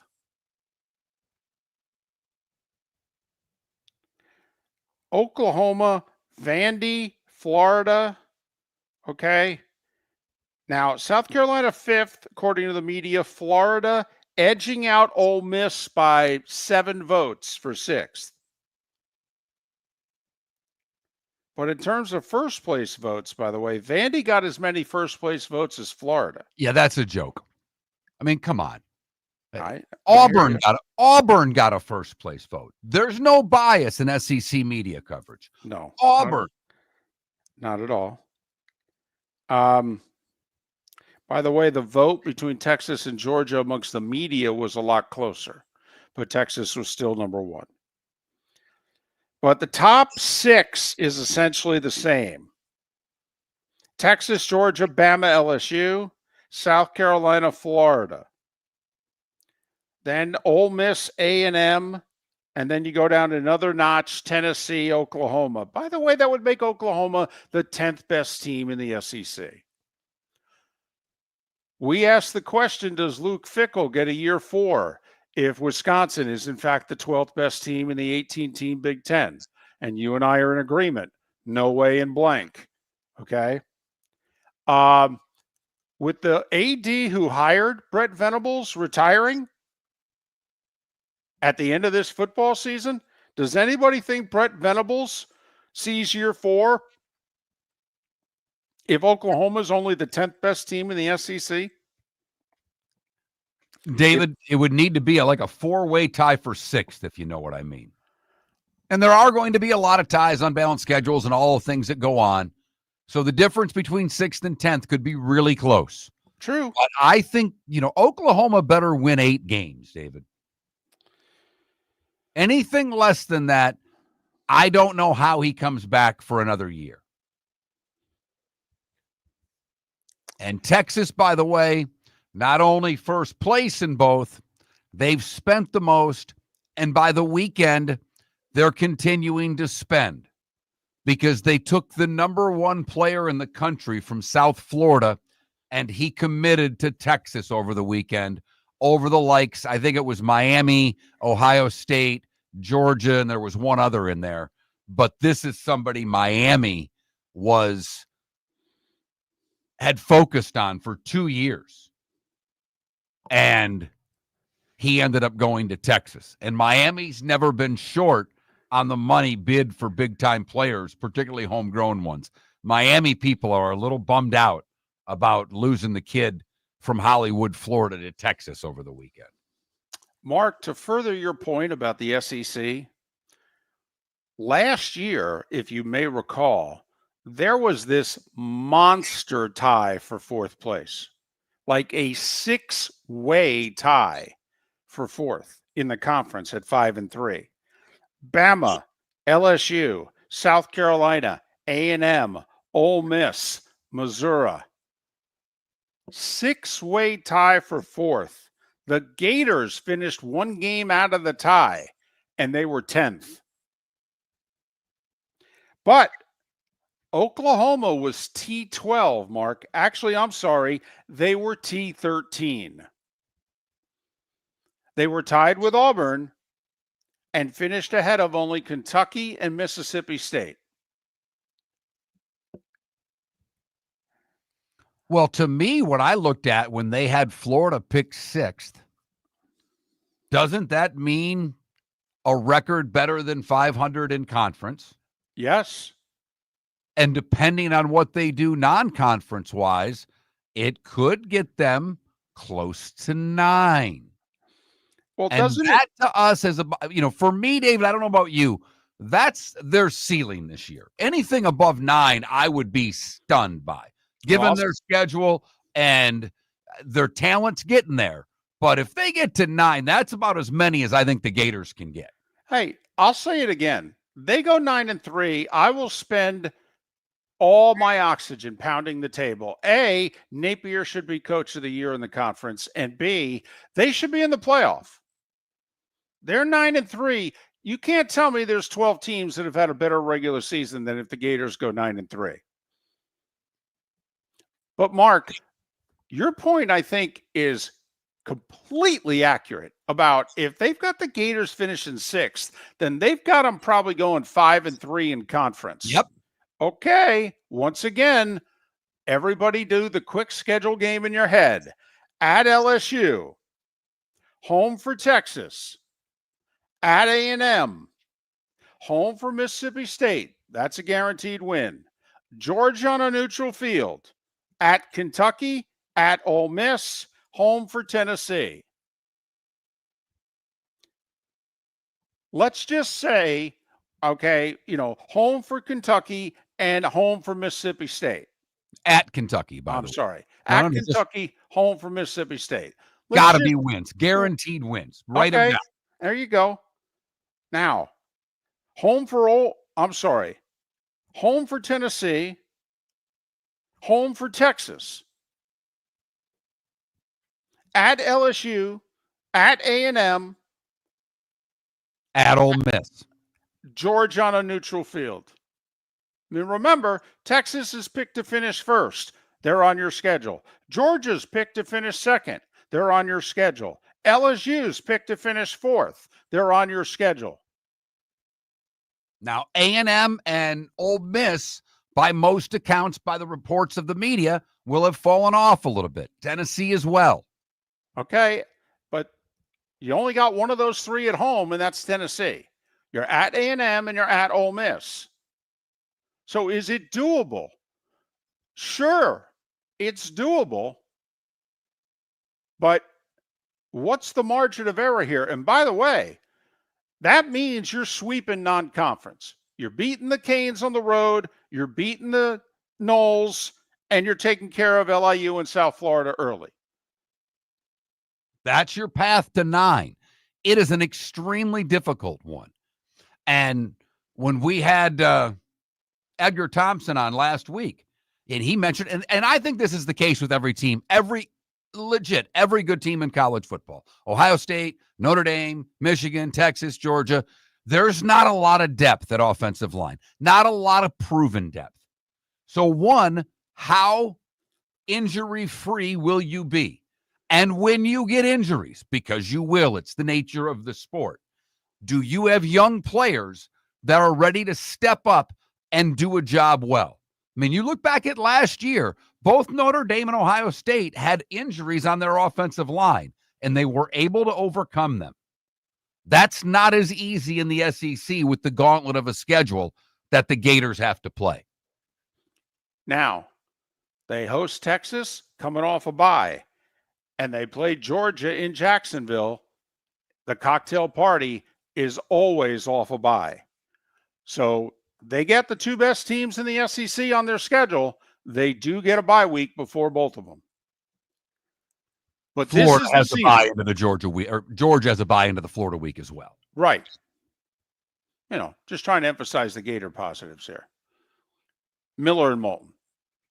And since they haven't won that game for 4 years, we're really trying to emphasize. Whether you're chasing peak performance, reigniting intimacy, or simply want to feel your best, Game Day Men's Health creates customized game plans to optimize your health. Call 239-427-3441 for our Bonita Springs and Naples location to set up your free testosterone test and consultation. Mention Miller Moulton Radio Show for 10% off your service. Find your maximum self with Game Day Men's Health, Bonita Springs and Naples, Florida. Call 239-427-3441 today. American Paint Supplies, for nearly 30 years, is your one-stop shop for all your coating needs. If you are a designer, a contractor, a professional painter, or a weekend warrior, American Paint Supplies is the place where experts go to get expert solutions. At 6100 Shirley Street in Naples off of Pine Ridge, American Paint Supplies delivers the best solutions with the best products with the best support. Meet Gene and his team today at American Paint Supplies. Call 239-566-2700. That's 566-2700 or online at AmericanPaintSupplies.net. Summer approaching, time to take care of your own house. So stop into the Floor Meisters and see their huge in-stock selection of carpet. The Floor Meisters has 100 rolls to choose from, starting at $2.99 a square foot for carpet, pad, and installation. Come in and ask for Dave and have him show you the Dream Weaver Select. Many styles and colors to choose from to fit everyone's taste. Floor Meisters, 6281 Naples Boulevard in Naples, right next to Costco, or go to the web, floormeisters.com. Mark Miller for Sleep Treatment Direct. They are helping me with sleep apnea. And by helping me, I mean curing me. No more CPAP machine, no more snoring, no more tossing, no more waking up exhausted. Their expert team got me the right treatment, fast and hassle-free. If you want to feel energized and get rid of your snoring, call Sleep Treatment Direct today. 444-1741. That's 239-444-1741. Sleep Treatment Direct. Sleep safe and safe. This is Miller and Moulton.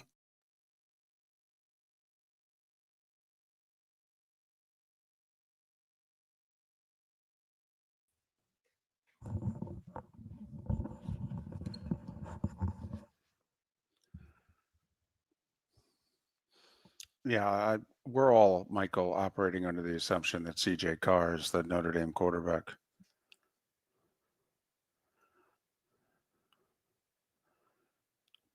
That was the assumption last year.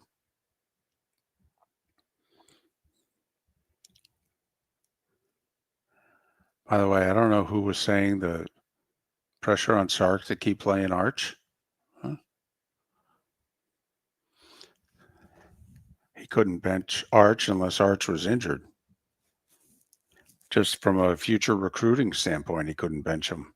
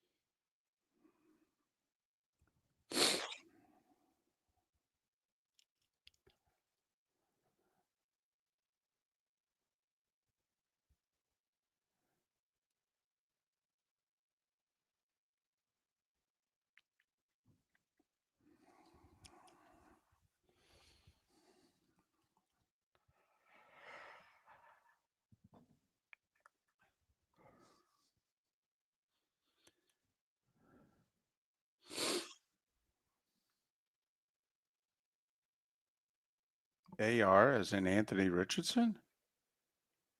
College? Oh, it'll be DJ.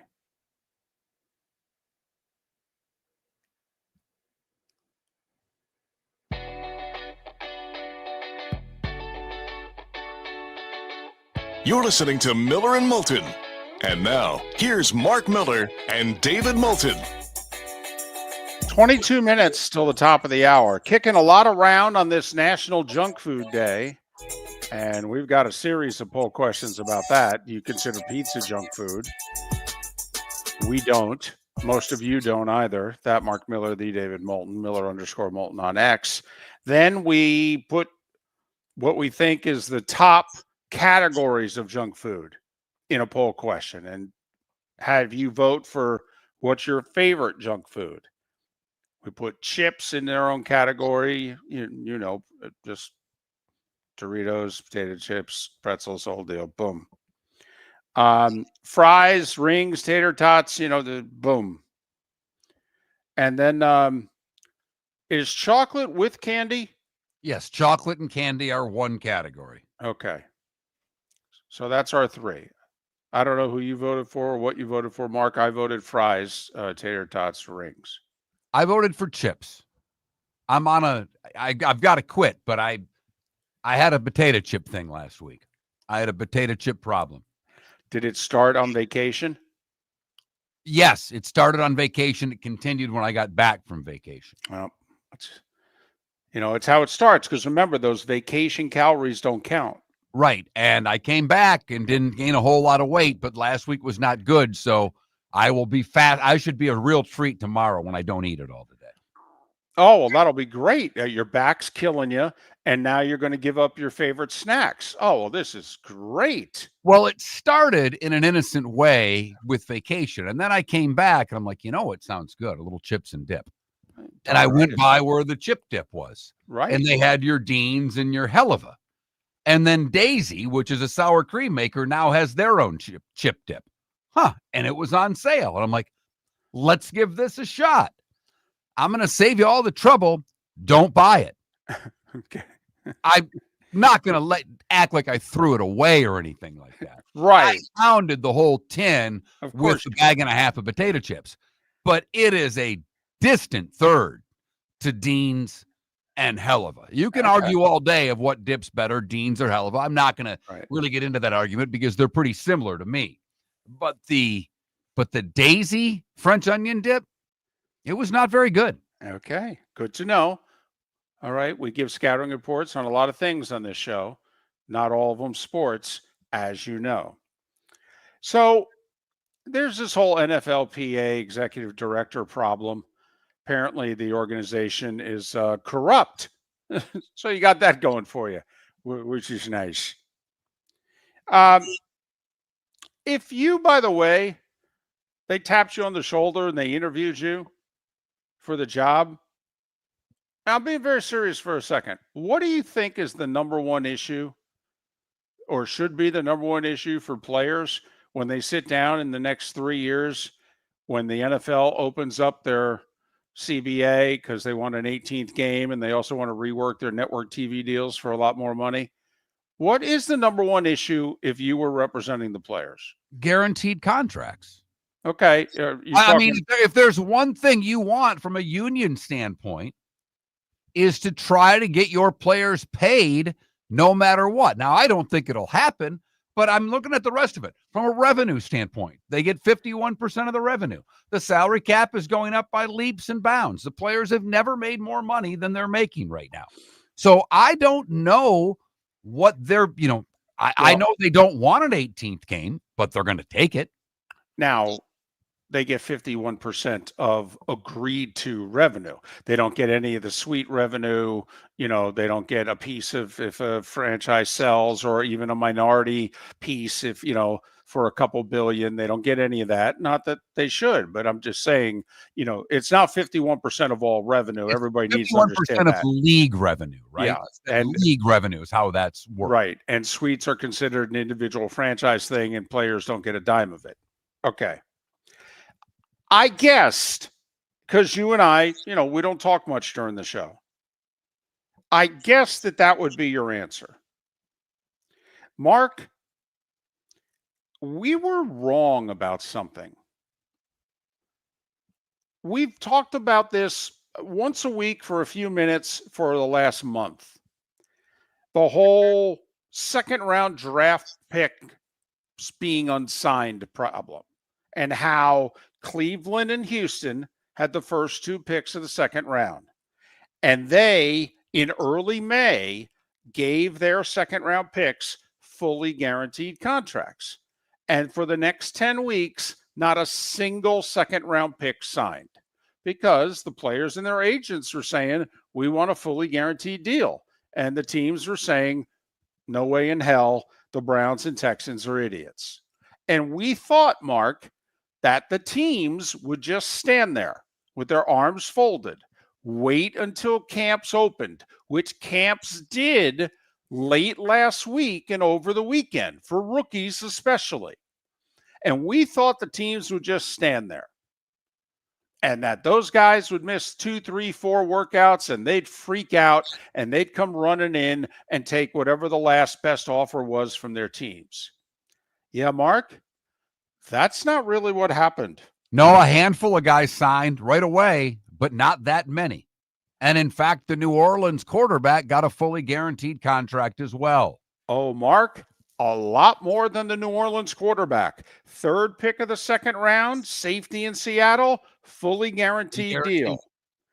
5th pick of the second round, the Dolphins guard out of Arizona, fully guaranteed deal.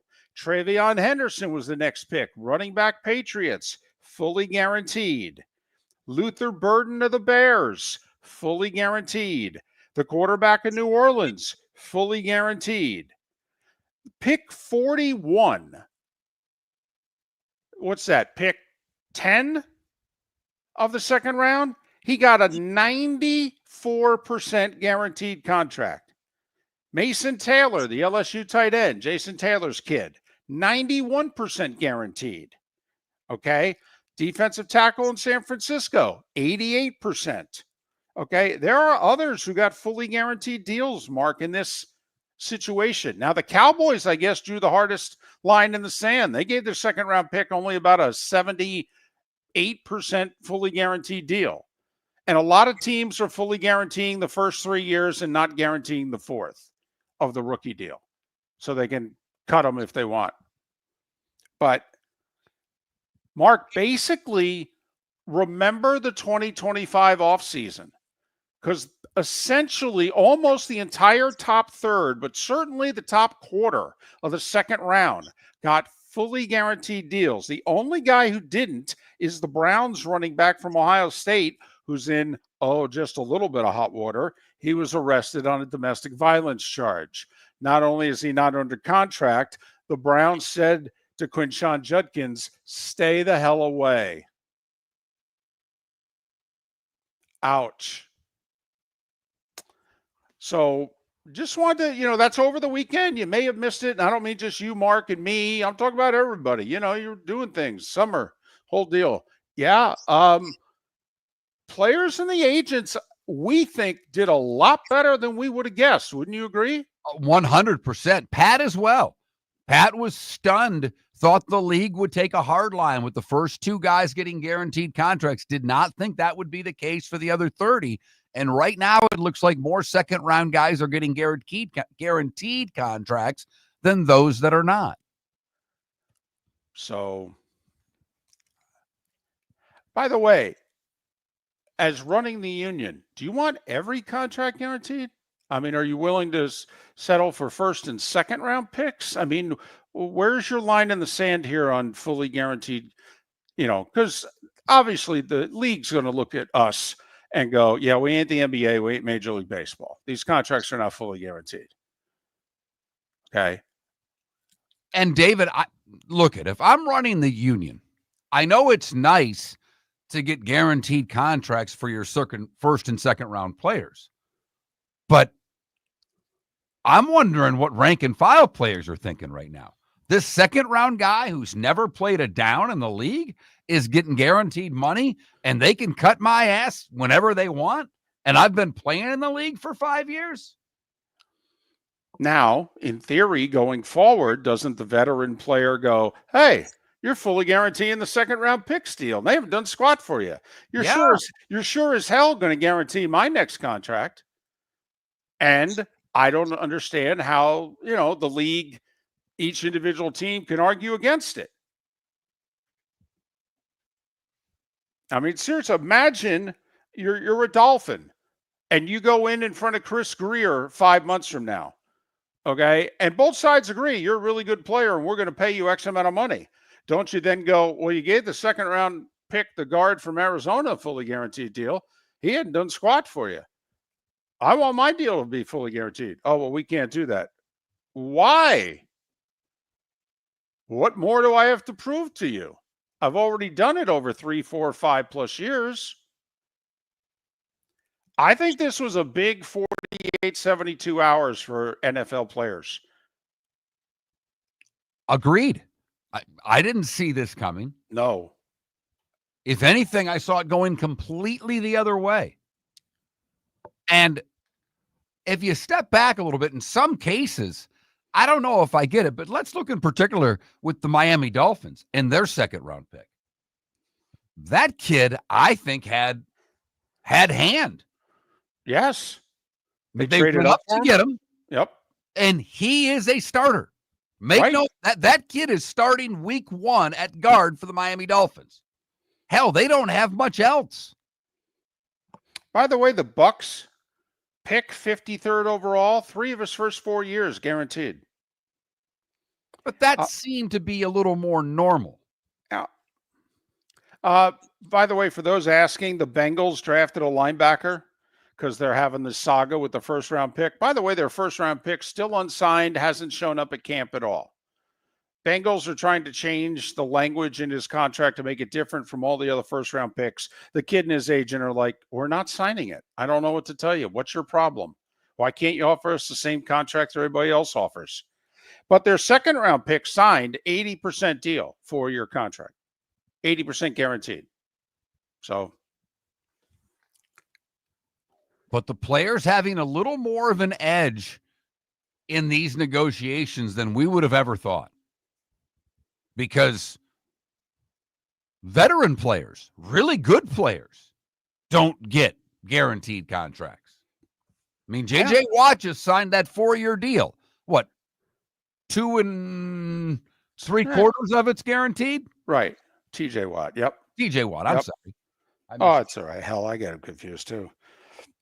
I mean, I'm glad the other guy's not playing anymore. It's a little easier for me to keep track of him now. But so anyway, thought that was important that took place over the last 3 days. It's not often that we think the players win when it comes to negotiating with the NFL and their teams. And I don't know how you don't view this as a win. 1/4 of the second round got fully guaranteed contracts.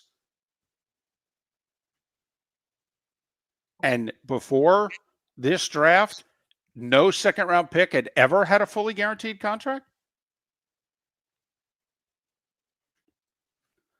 So, in many cases, we've talked about it, though. I mean, these players in the second round, with the way that the cap works now, and you have 30% of your cap on 3 players, second round picks aren't just supposed to contribute. Most of the time, they are supposed to start. And the agents using that leverage to get their players paid. By the way, I'm with you. Okay. I would just look at the NFL and go, listen, I know you're not going to throw any more money into the pot. You're going to want the percentage to be the same. You're just going to say with an 18th game, there's going to be a lot more money in the pot for the players. Look at the cap. It's going to be $400-500 million very quickly. I get it. Yeah. These contracts need to be guaranteed. I would insist, by the way, you can do whatever you want with rookies and draft picks, but a veteran guy, a guy signing once you sign your second contract, I would say that contract's got to be guaranteed. Fully guaranteed. That would be the number one thing for me if I'm running the union. Guaranteed. And I will say, we'll see how this all plays out. But with the union losing their top 2 people, essentially, as they're trying to name a new leader of their union. I wonder how much disarray there is in the NFLPA right now. Oh, there's a ton of it. I mean, this is a big story in that league. Now, I think it's a chance to get it right because this guy clearly was the wrong choice, and his lieutenant was the wrong choice also. I mean, they were doing corrupt things and covering it up. I mean, did you see the strip bills that he apparently was running up, and he threw it in under like union expenses? And apparently the executive director was like treating himself to, like he was an NBA player in Atlanta. I wonder if he got the wings. That's really the only question that I have. And according to both Miller and Moulton on National Junk Food Day, wings and pizza are not junk food. Vote on your favorite junk food. That Mark Miller, the David Moulton, Miller_Moulton on X. Southwest Florida's scorching heat is on its way. Stay cool with Air Advantage. As a proud Ream Pro partner, Air Advantage delivers top-notch air conditioning solutions to keep you cool and comfortable. Right now, enjoy 18 months, no interest, no payments on qualifying systems. Call 433-4635 today for expert installation and unbeatable comfort all summer long. Online at myairadvantage.com. Air Advantage. Call today, 433-4635. Wine glasses never fall over until you get a brand new rug. Oh, no! Ketchup bottles act normal till you're wearing a new shirt. Oh, you kidding me? And rocks lie peacefully on the road till the day you get a brand new windshield. Then they fly up off the road and attack without mercy. That's why new windshields from Glass Doctor come with our windshield protection plan. Unlimited repairs and one replacement for 12 months. Don't just fix it, protect it. Glass Doctor. A neighborly company. American Paint Supplies, for nearly 30 years, is your one-stop shop for all your coating needs. If you are a designer, a contractor, a professional painter, or a weekend warrior, American Paint Supplies is the place where experts go to get expert solutions. At 6100 Shirley Street in Naples off of Pine Ridge, American Paint Supplies delivers the best solutions with the best products with the best support. Meet Gene and his team today at American Paint Supplies. Call 239-566-2700. That's 566-2700 or online at AmericanPaintSupplies.net. With summer approaching, time to take care of your own house. So stop into the Floor Meisters and see their huge in-stock selection of carpet. The Floor Meisters has 100 rolls to choose from, starting at $2.99 a square foot for carpet, pad, and installation. Come in and ask for Dave and have him show you the Dream Weaver Select. Many styles and colors to choose from to fit everyone's taste. Floor Meisters, 6281 Naples Boulevard in Naples, right next to Costco, or go to the web, floormeisters.com. For over 50 years, the Nolan family has been dedicated to protecting local families. Nolan Family Insurance is a second-generation independent agency that specializes in home, flood, auto, and boat insurance. They take the time needed to explain your coverage options and answer your questions so you can make an informed decision that's right for you. If you're looking for an agency that treats you like family, call 941-639-1122 or go to NolanAgency.com. That's 941-639-1122 or NolanAgency.com. Miller and Moulton would like to thank the sponsors that, quite frankly, saved the show in 2024. Whether it was Floor Meisters, American Paint Supplies, Glass Doctor, Molly Maid, Cigar Bar, Sleep Treatment Direct, the Diamond District, and even the Cape Coral Police Department, thank you. We're hopeful of a great 2025, still needing sponsors, so reach out to Miller and Moulton via X at that Mark Miller or the David Moulton, or text us at 21,000. But Miller and Moulton says thank you to our sponsors and to you, our loyal listeners. This is Miller and Moulton.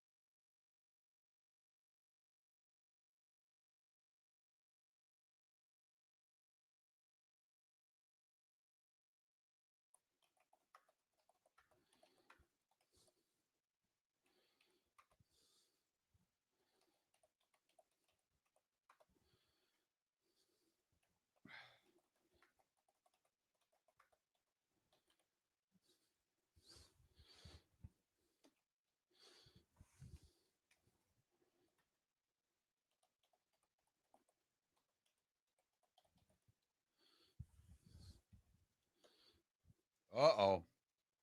No more AAC, David. What?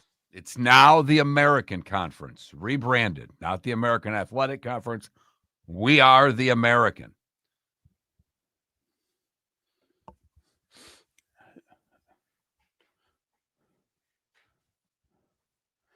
Does Lee Greenwood, come out and perform at the conference championship game? How does this work?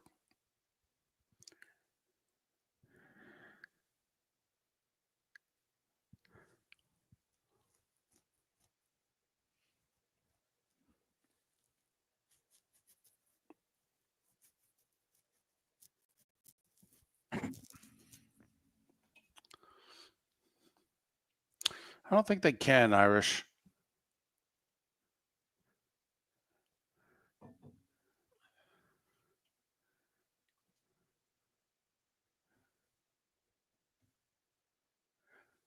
I don't think they can. First off, it wouldn't go over well inside the room. That's why it'll never happen in hockey.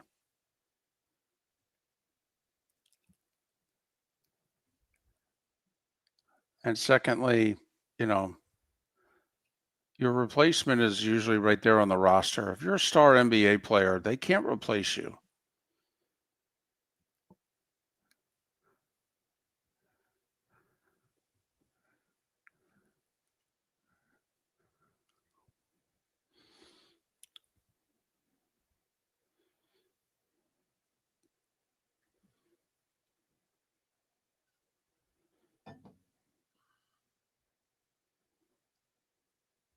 The NBA owners are to blame for the load management. They paid guys. First off, in many cases, they're the ones that started resting their own players.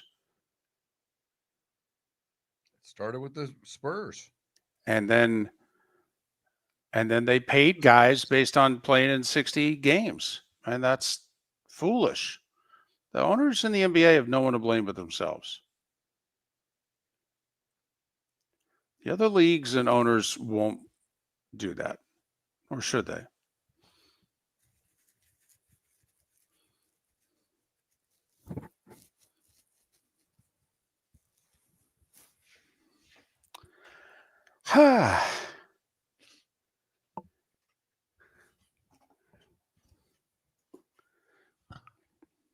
What are we going to do now? Does that mean we can't? Oh, I'll save this for the air. It's heartbreaking.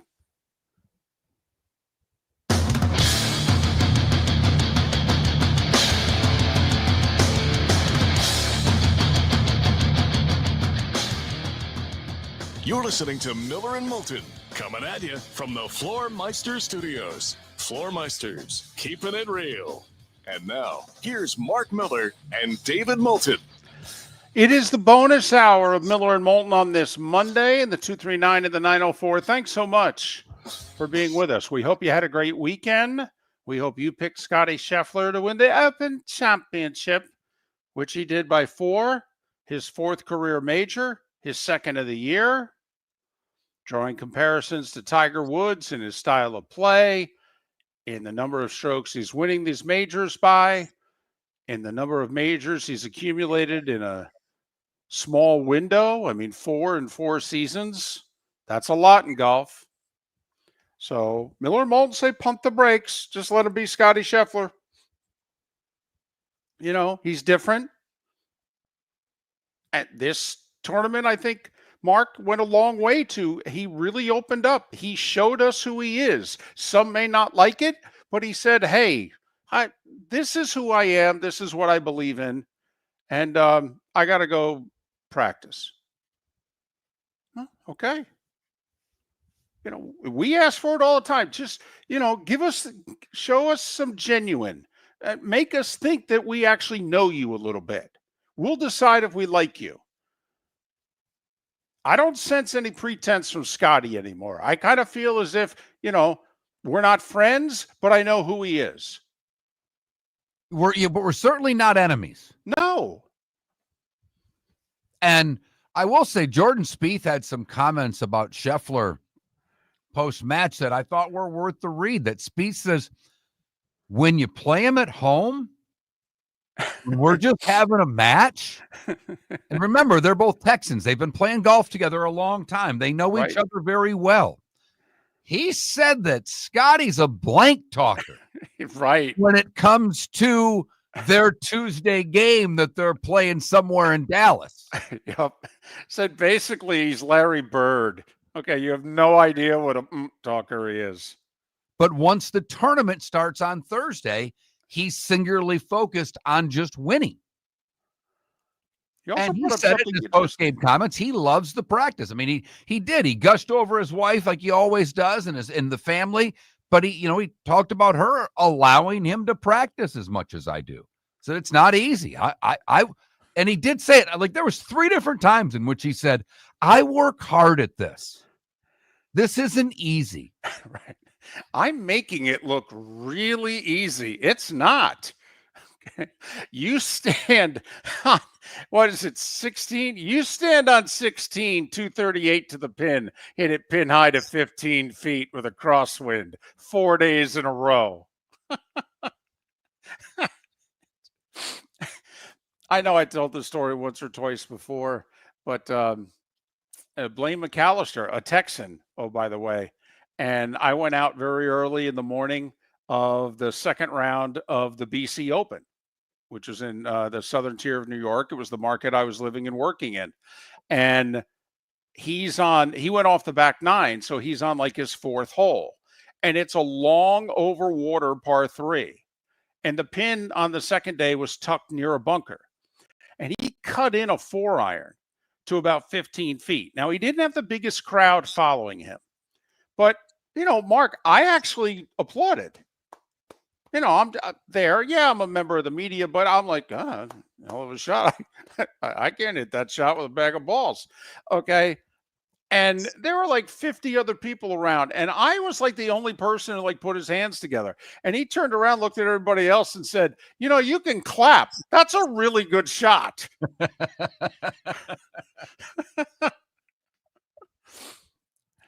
But, I thought one of the things that was one of the shots they got was of Lee there and Scheffler walking down. I don't remember what fairway it was, but they had a moment where they were laughing. Yep. And it turns out that Lee had said, you're going to give me, practice with me and give me any advice if I get on the PGA Tour. And Scheffler's like, yeah, because you can answer my text. He's like, yeah, Hawks on who?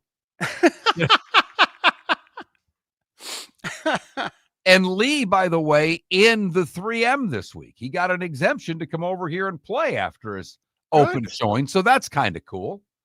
Good. I thought, I thought he handled yesterday pretty well playing with the world number 1. He had a double. He had a couple of early bogeys, but I thought Lee handled himself pretty well being in a spot that he's never been in before. I agree. And he shot under par. Right. He was shot 1 under. Right. But, and that was with a late double. So, I mean, he nearly shot all 4 rounds in the 60s. I mean, he had that 20-footer for birdie on 18, and I'm like, wow, this for 4 rounds in the 60s.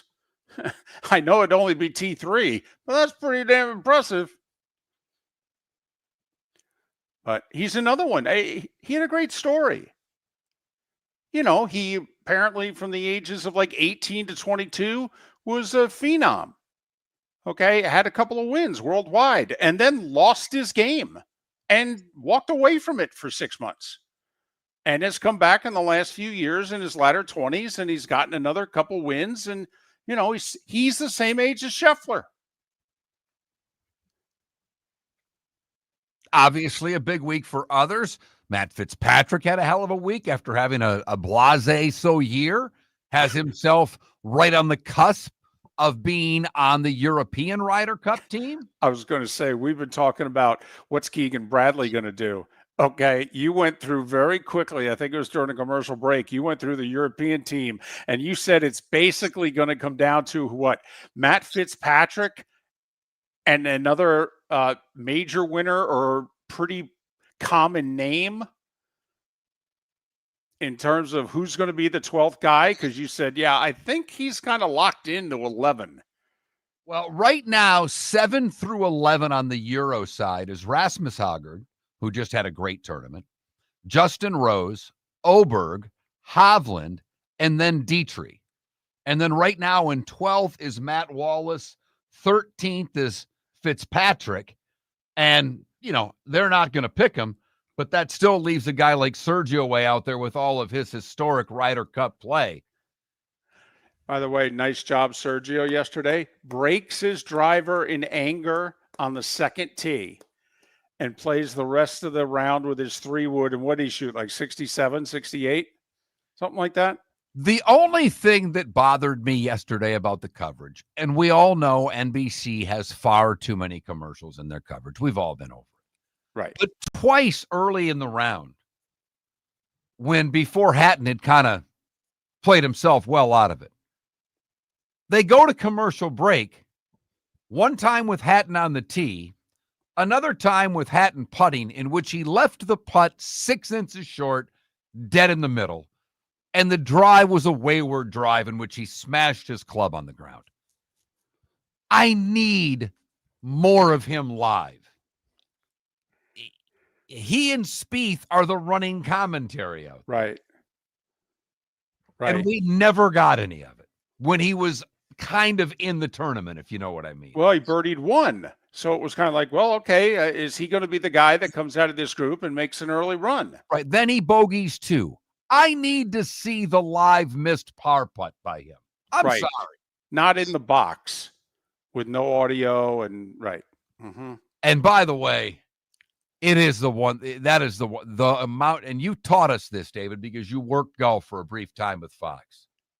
Man, oh man, is it obvious how much taped golf we get on NBC. Oh, it's ridiculous. It's ridiculous.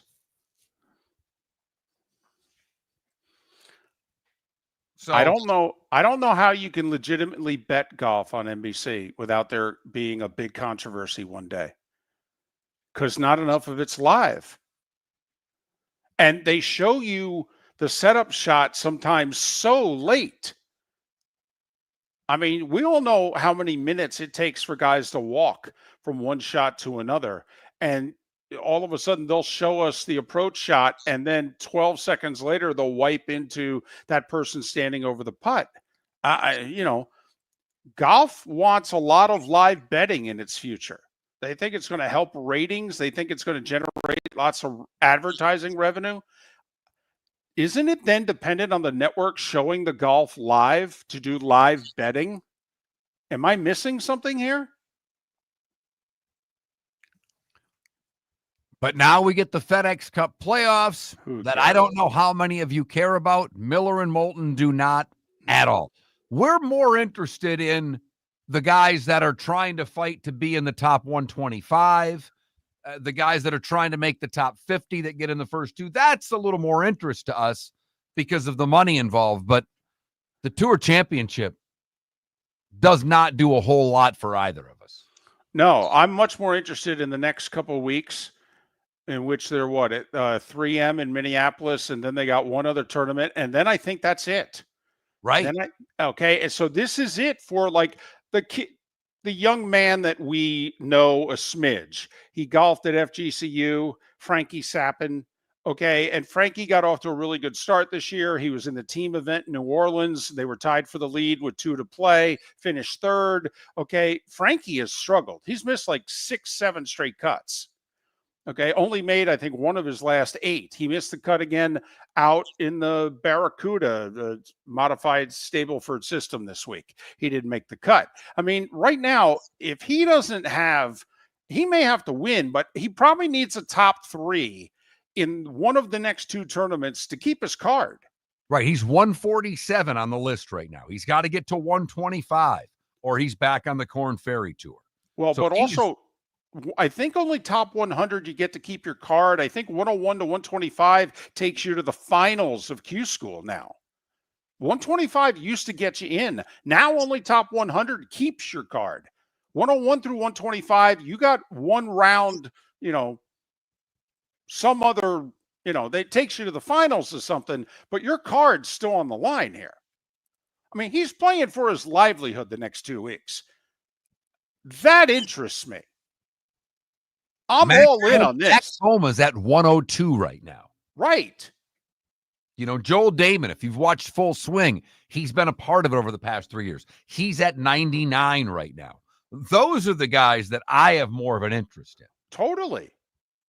Because it's your life. Right. No big deal or anything.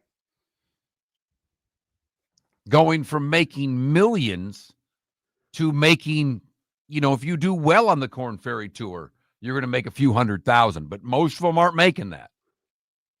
And the expenses don't change a hell of a lot when you go from the PGA Tour to the Korn Ferry Tour. You're still flying everywhere, still got to pay a caddy. But Scotty Scheffler, now with his 4th major, 3/4 of the way to a Grand Slam. Miller and Moulton, MillerandMoulton.com. Thanks for listening.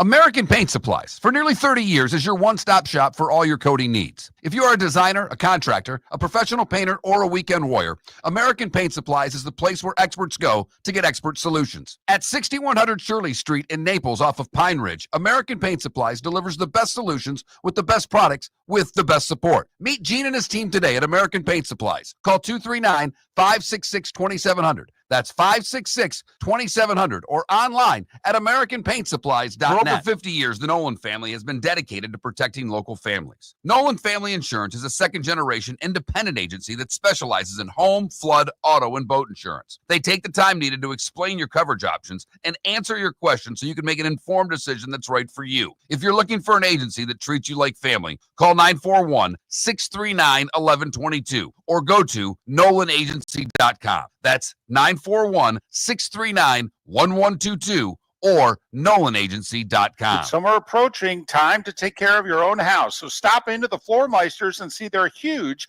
in-stock selection of carpet. The Floor Meisters has 100 rolls to choose from, starting at $2.99 a square foot for carpet, pad, and installation. Come in and ask for Dave and have him show you the Dream Weaver Select. Many styles and colors to choose from to fit everyone's taste. Floor Meisters, 6281 Naples Boulevard in Naples, right next to Costco, or go to the web, floormeisters.com. Southwest Florida's scorching heat is on its way. Stay cool with Air Advantage. As a proud Rheem Pro partner, Air Advantage delivers top-notch air conditioning solutions to keep you cool and comfortable.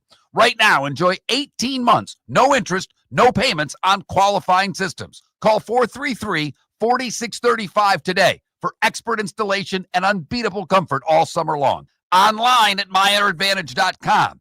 Air Advantage. Call today, 433-4635. This is Miller and Moulton.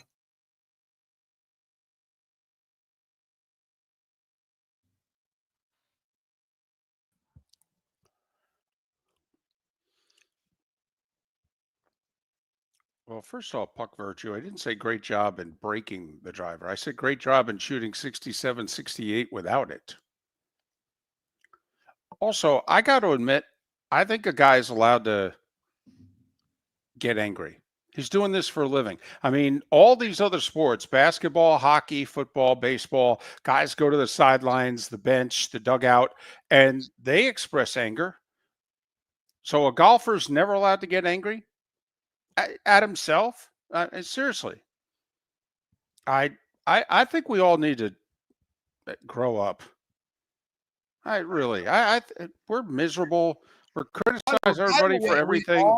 We all universally love Tiger. Tiger, everything he did was great. Tiger smashed clubs and let F-bombs fly out. All the time. All the time. Took swings at tee markers. He was so angry. I mean, and the networks just said, oh, that shows his competitiveness. It's their office, man. Seriously. I mean, if you think about it, the golf course is their office.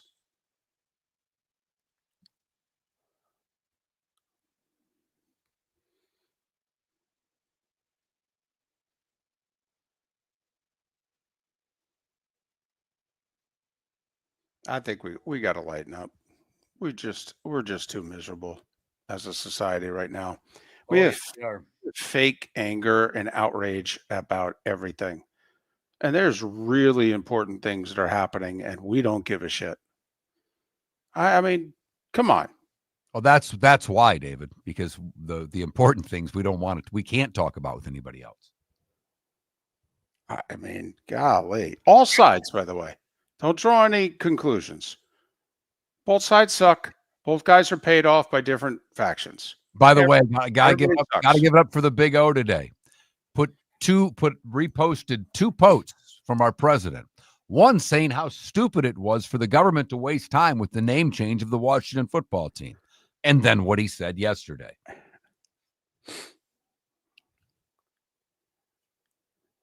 Now, I know the Big O leans way left, but facts are facts. Although he does hate both sides. Yes, he does. I mean, he hates the current Democratic Party. And he called them out through the whole Biden presidency.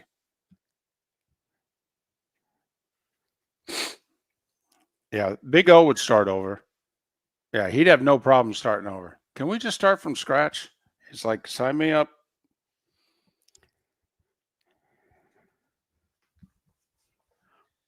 Can we just have some fun with the AAC here? Yes.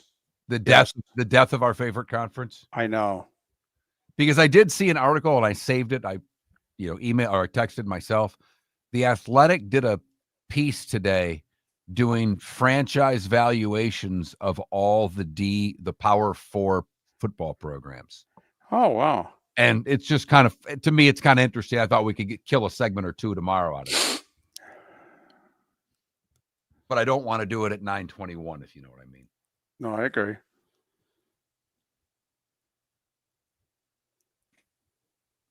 I have one grouping of food that I meant to mention earlier, reminded myself during a commercial break to bring them up, and didn't bring them up.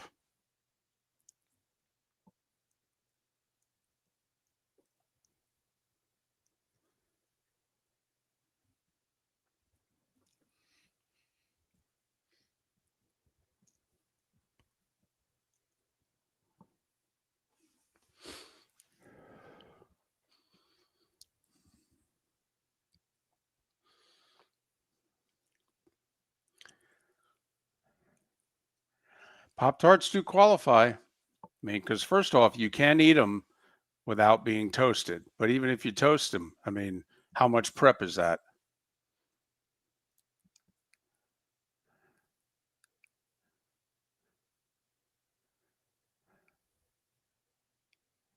I do too.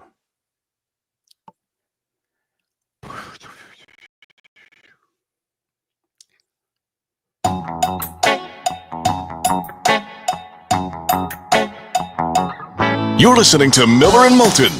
And now, here's Mark Miller and David Moulton. 21 minutes past the hour. A breaking news story in a couple moments. But a reminder, today is National Junk Food Day. We have a series of poll questions underneath that big umbrella. And Mark, I screwed up. No, it ain't so. No, I thought about this grouping of food midway through the show, maybe even earlier than that, and made a mental note. Hey, when we come back from break, make sure you bring up such and such, and never brought them up. Let me ask you,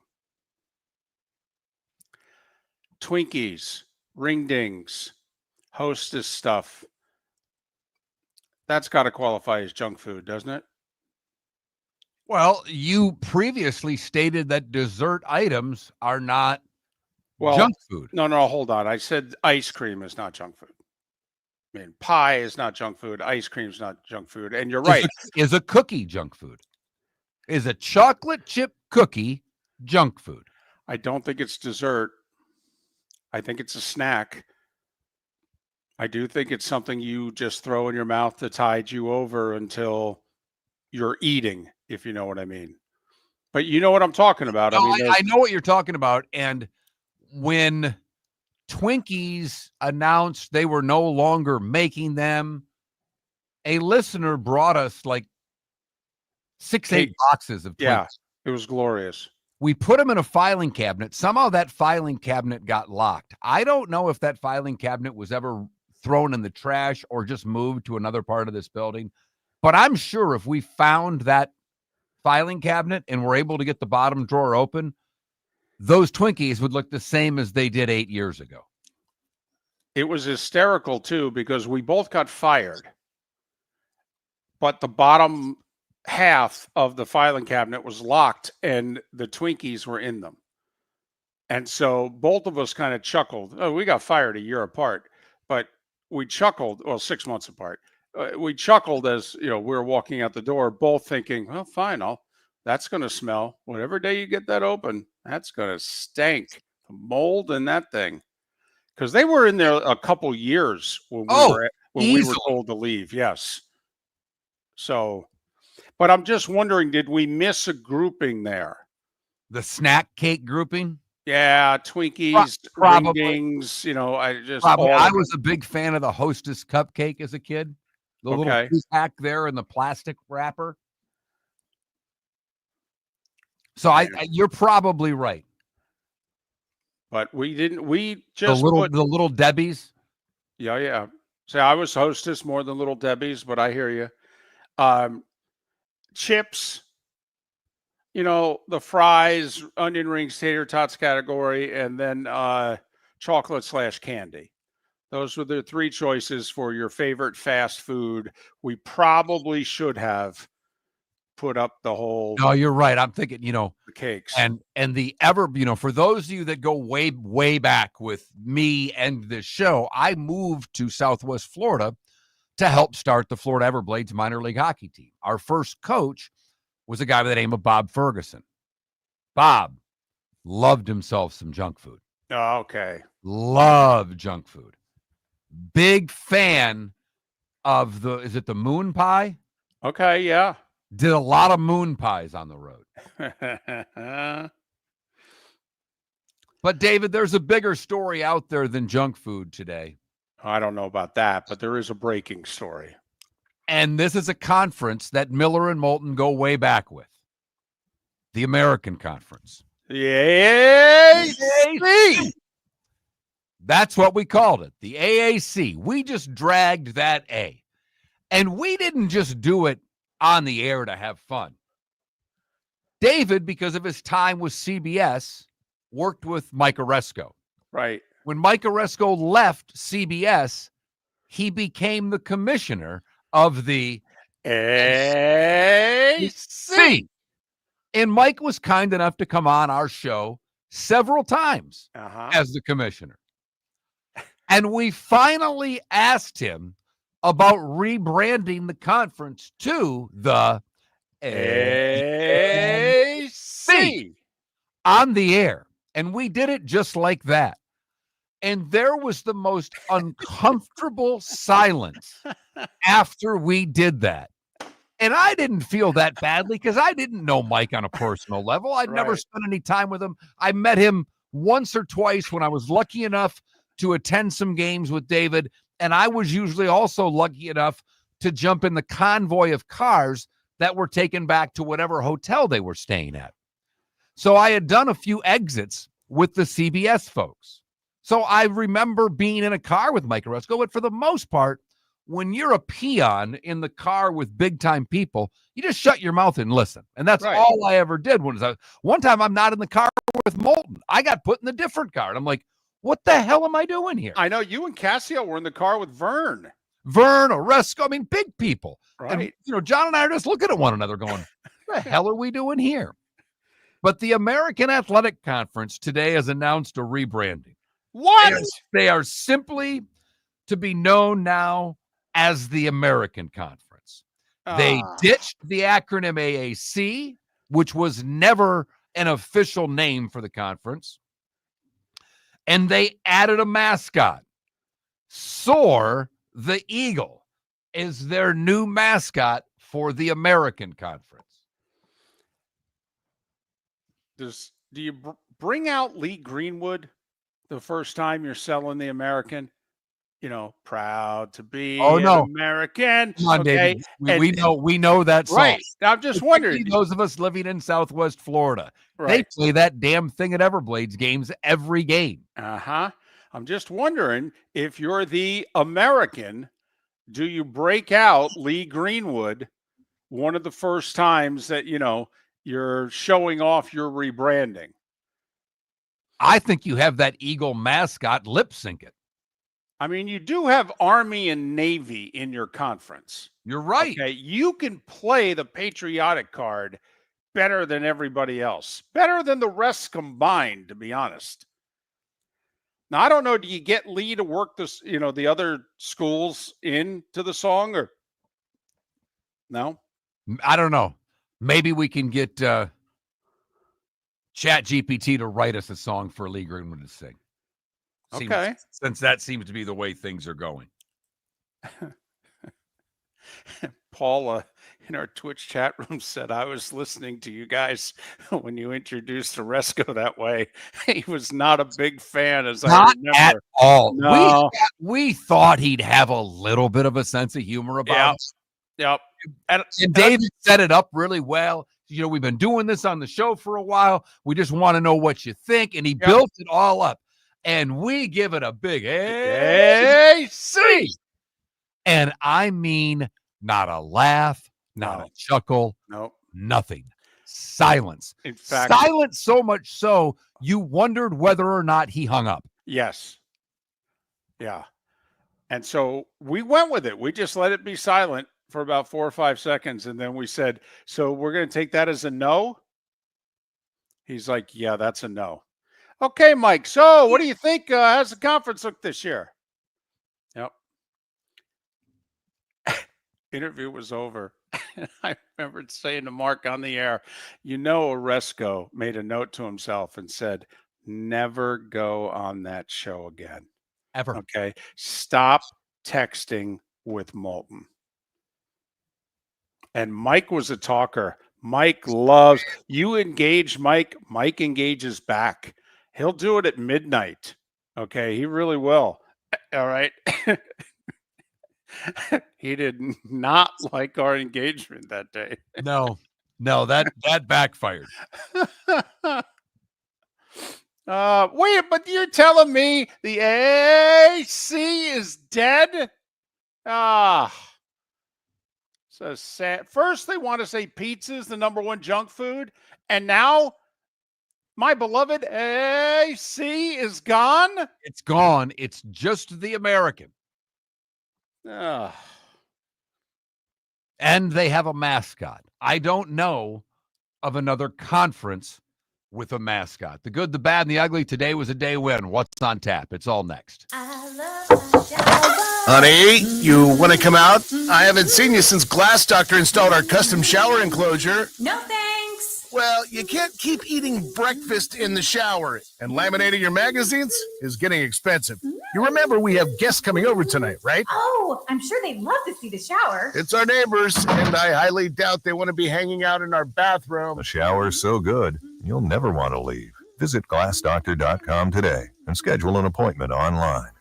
Whether you're chasing peak performance, reigniting intimacy, or simply want to feel your best, Game Day Men's Health creates customized game plans to optimize your health. Call 239-427-3441 for our Bonita Springs and Naples location to set up your free testosterone test and consultation. Mention Miller Moulton Radio Show for 10% off your service. Find your maximum self with Game Day Men's Health, Bonita Springs and Naples, Florida. Call 239-427-3441 today. With summer approaching, time to take care of your own house. So stop into the Floor Meisters and see their huge in-stock selection of carpet. The Floor Meisters has 100 rolls to choose from, starting at $2.99 a square foot for carpet, pad, and installation. Come in and ask for Dave and have him show you the Dream Weaver Select. Many styles and colors to choose from that fit everyone's taste. Floor Meisters, 6281 Naples Boulevard in Naples, right next to Costco, or go to the web, floormeisters.com. Mark Miller for Sleep Treatment Direct. They are helping me with sleep apnea. And by helping me, I mean curing me. No more CPAP machine. No more snoring. No more tossing. No more waking up exhausted. Their expert team got me the right treatment, fast and hassle-free. If you want to feel energized and get rid of your snoring, call Sleep Treatment Direct today. 444-1741. That's 239-444-1741. Sleep Treatment Direct. Sleep safe and sound. This is Miller and Moulton.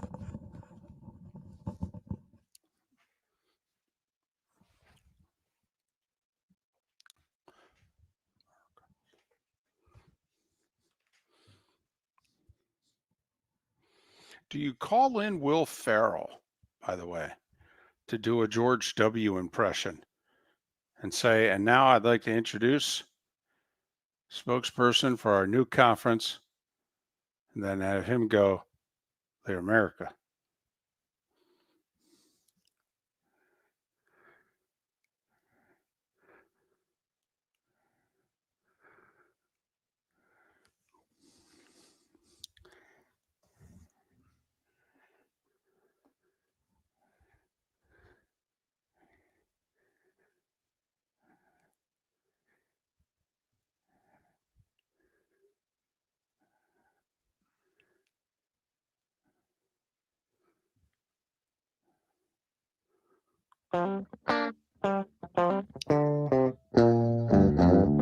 You're listening to Miller and Moulton. And now, here's Mark Miller and David Moulton. 22 minutes till the top of the hour. Miller and Moulton, MillerandMoulton.com, Miller_Moulton on X. So National Junk Food Day. Is pizza junk food in your estimation? Because the first list we saw listed as the number one junk food. I went crazy. So we ask you, do you consider pizza junk food? What's your favorite kind of junk food? We've got 3 different categories. So vote accordingly. Hey, I know you've got a lot of stuff you got to do here, so I'll make it quick. So, when Scotty birdied 3 of the first 7 yesterday, I mean, it was over. Yep. And I know he then makes a double, but I mean, what was his lead cut to 5? I mean, come on, it was over. So I went out to run an errand, and PGA Tour Radio didn't have a single American announcer doing the tournament. Well, they used the world coverage. It wasn't PGA. I mean, it was PGA Tour Radio on Sirius, but it was not their normal PGA Tour people that do it. It was the world feed, if you will. Right. So on the world feed, I found it fascinating because, well, at one point, one of the commentators, because they had a female play-by-play person with an analyst, and they had a few holes. And at one point, she gets done talking and throws it over to whatever the guy's name was. And there was no conversation in 5 minutes that covered any of the ground that he then brings up out of nowhere, in which he asks her, "Hey, Terry, okay, do you get your eyebrows waxed or plucked?" I'm literally, I almost wrecked the car. I'm like, wait, what? He asked what of her? Where is this coming from? I've been driving for 4 miles. This has not been discussed. You just bring that up out of nowhere? What is this, a late night talk show across the pond? Okay, and then, and he will not call any golf until she answers the question. Terry, are you there? I know you're there. Okay, Terry. And finally, she sheepishly goes, "Oh, I'm here." And he goes, "Well, which is it? Okay, do you get your eyebrows waxed or plucked?" She goes, "Well, I tried the plucking, but no, it's definitely waxed." "Okay, thank you for that. Now, Scheffler on the 8th. I was like, what? And then there was another part in which, like, you wanted to see more Terrell Hatton early from NBC. Okay. And there's, a couple of guys, he's just made double. Okay. And then all of a sudden, okay, the guy goes, "Well, I don't know about you, but this one certainly feels over. But you know what's not over? That big cricket match in Dublin today."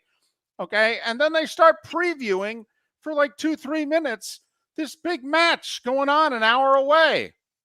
Oh, over half the country's paying attention to that. I'm like, really? The Open Championship is just up the road.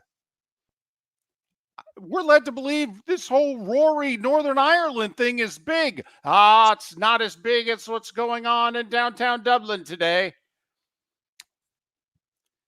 Terry, waxed or plucked? Which is it? I kid you not, I almost hit a car in the lane next to me.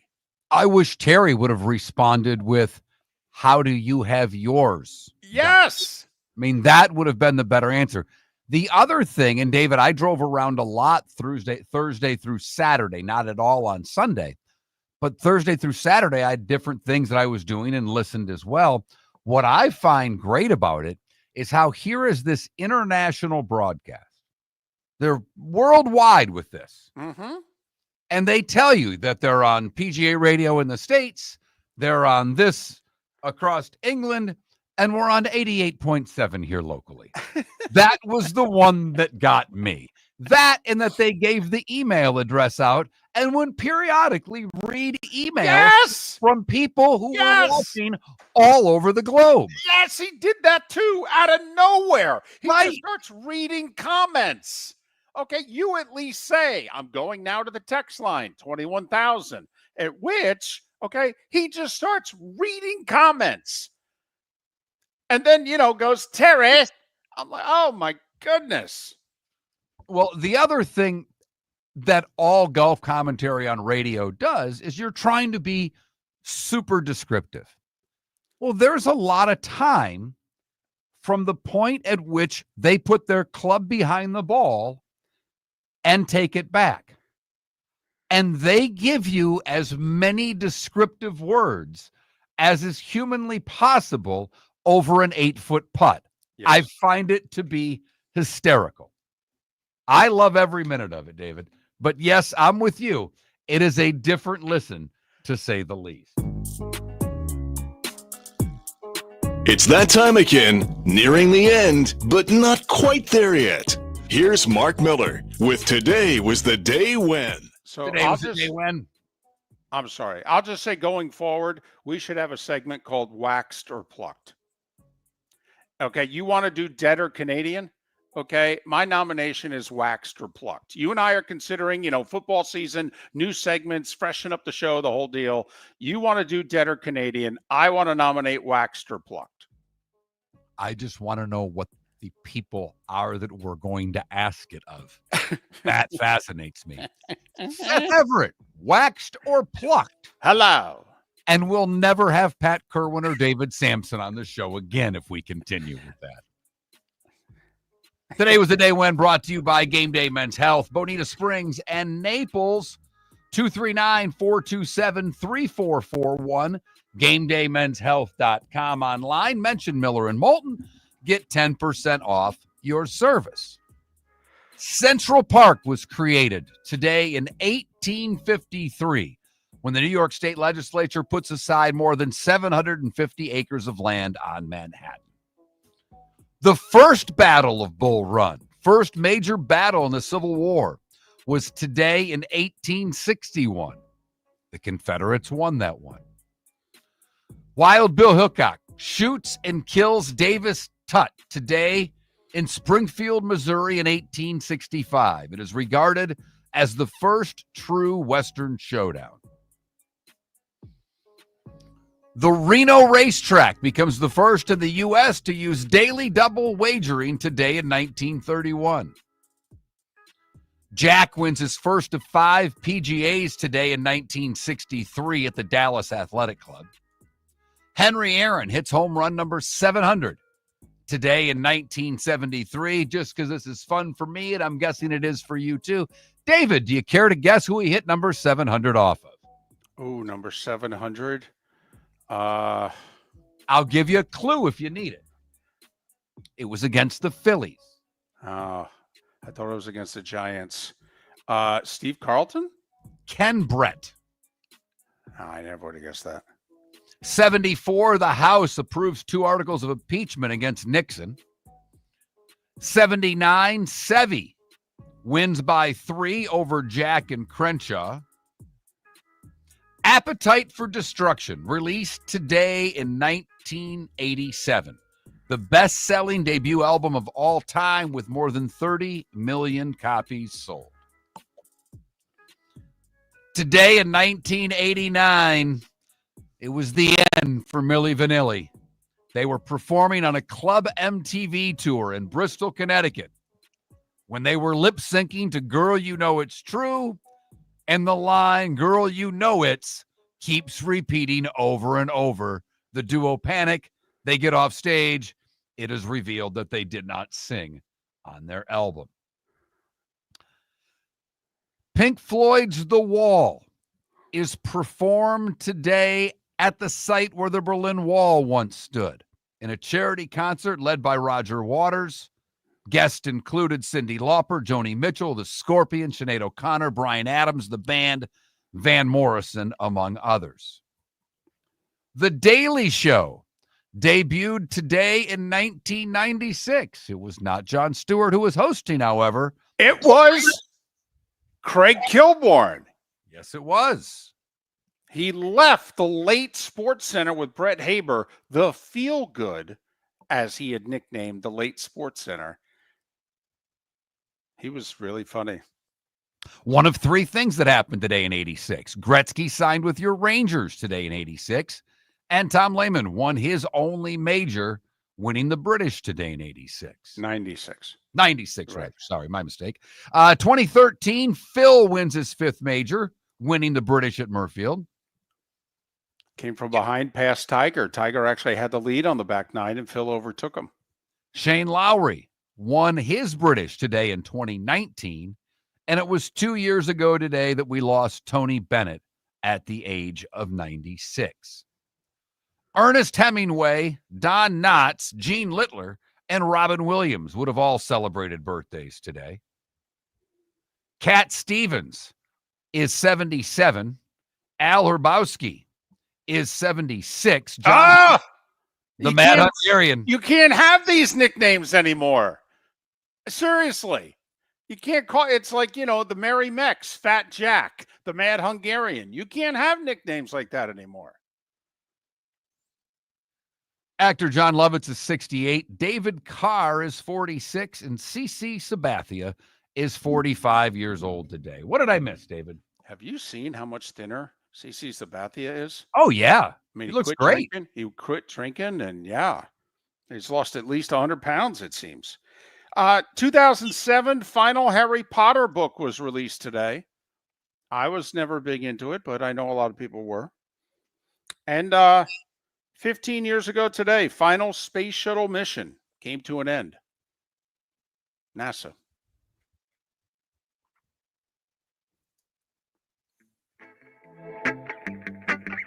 Time to see life a little bit differently.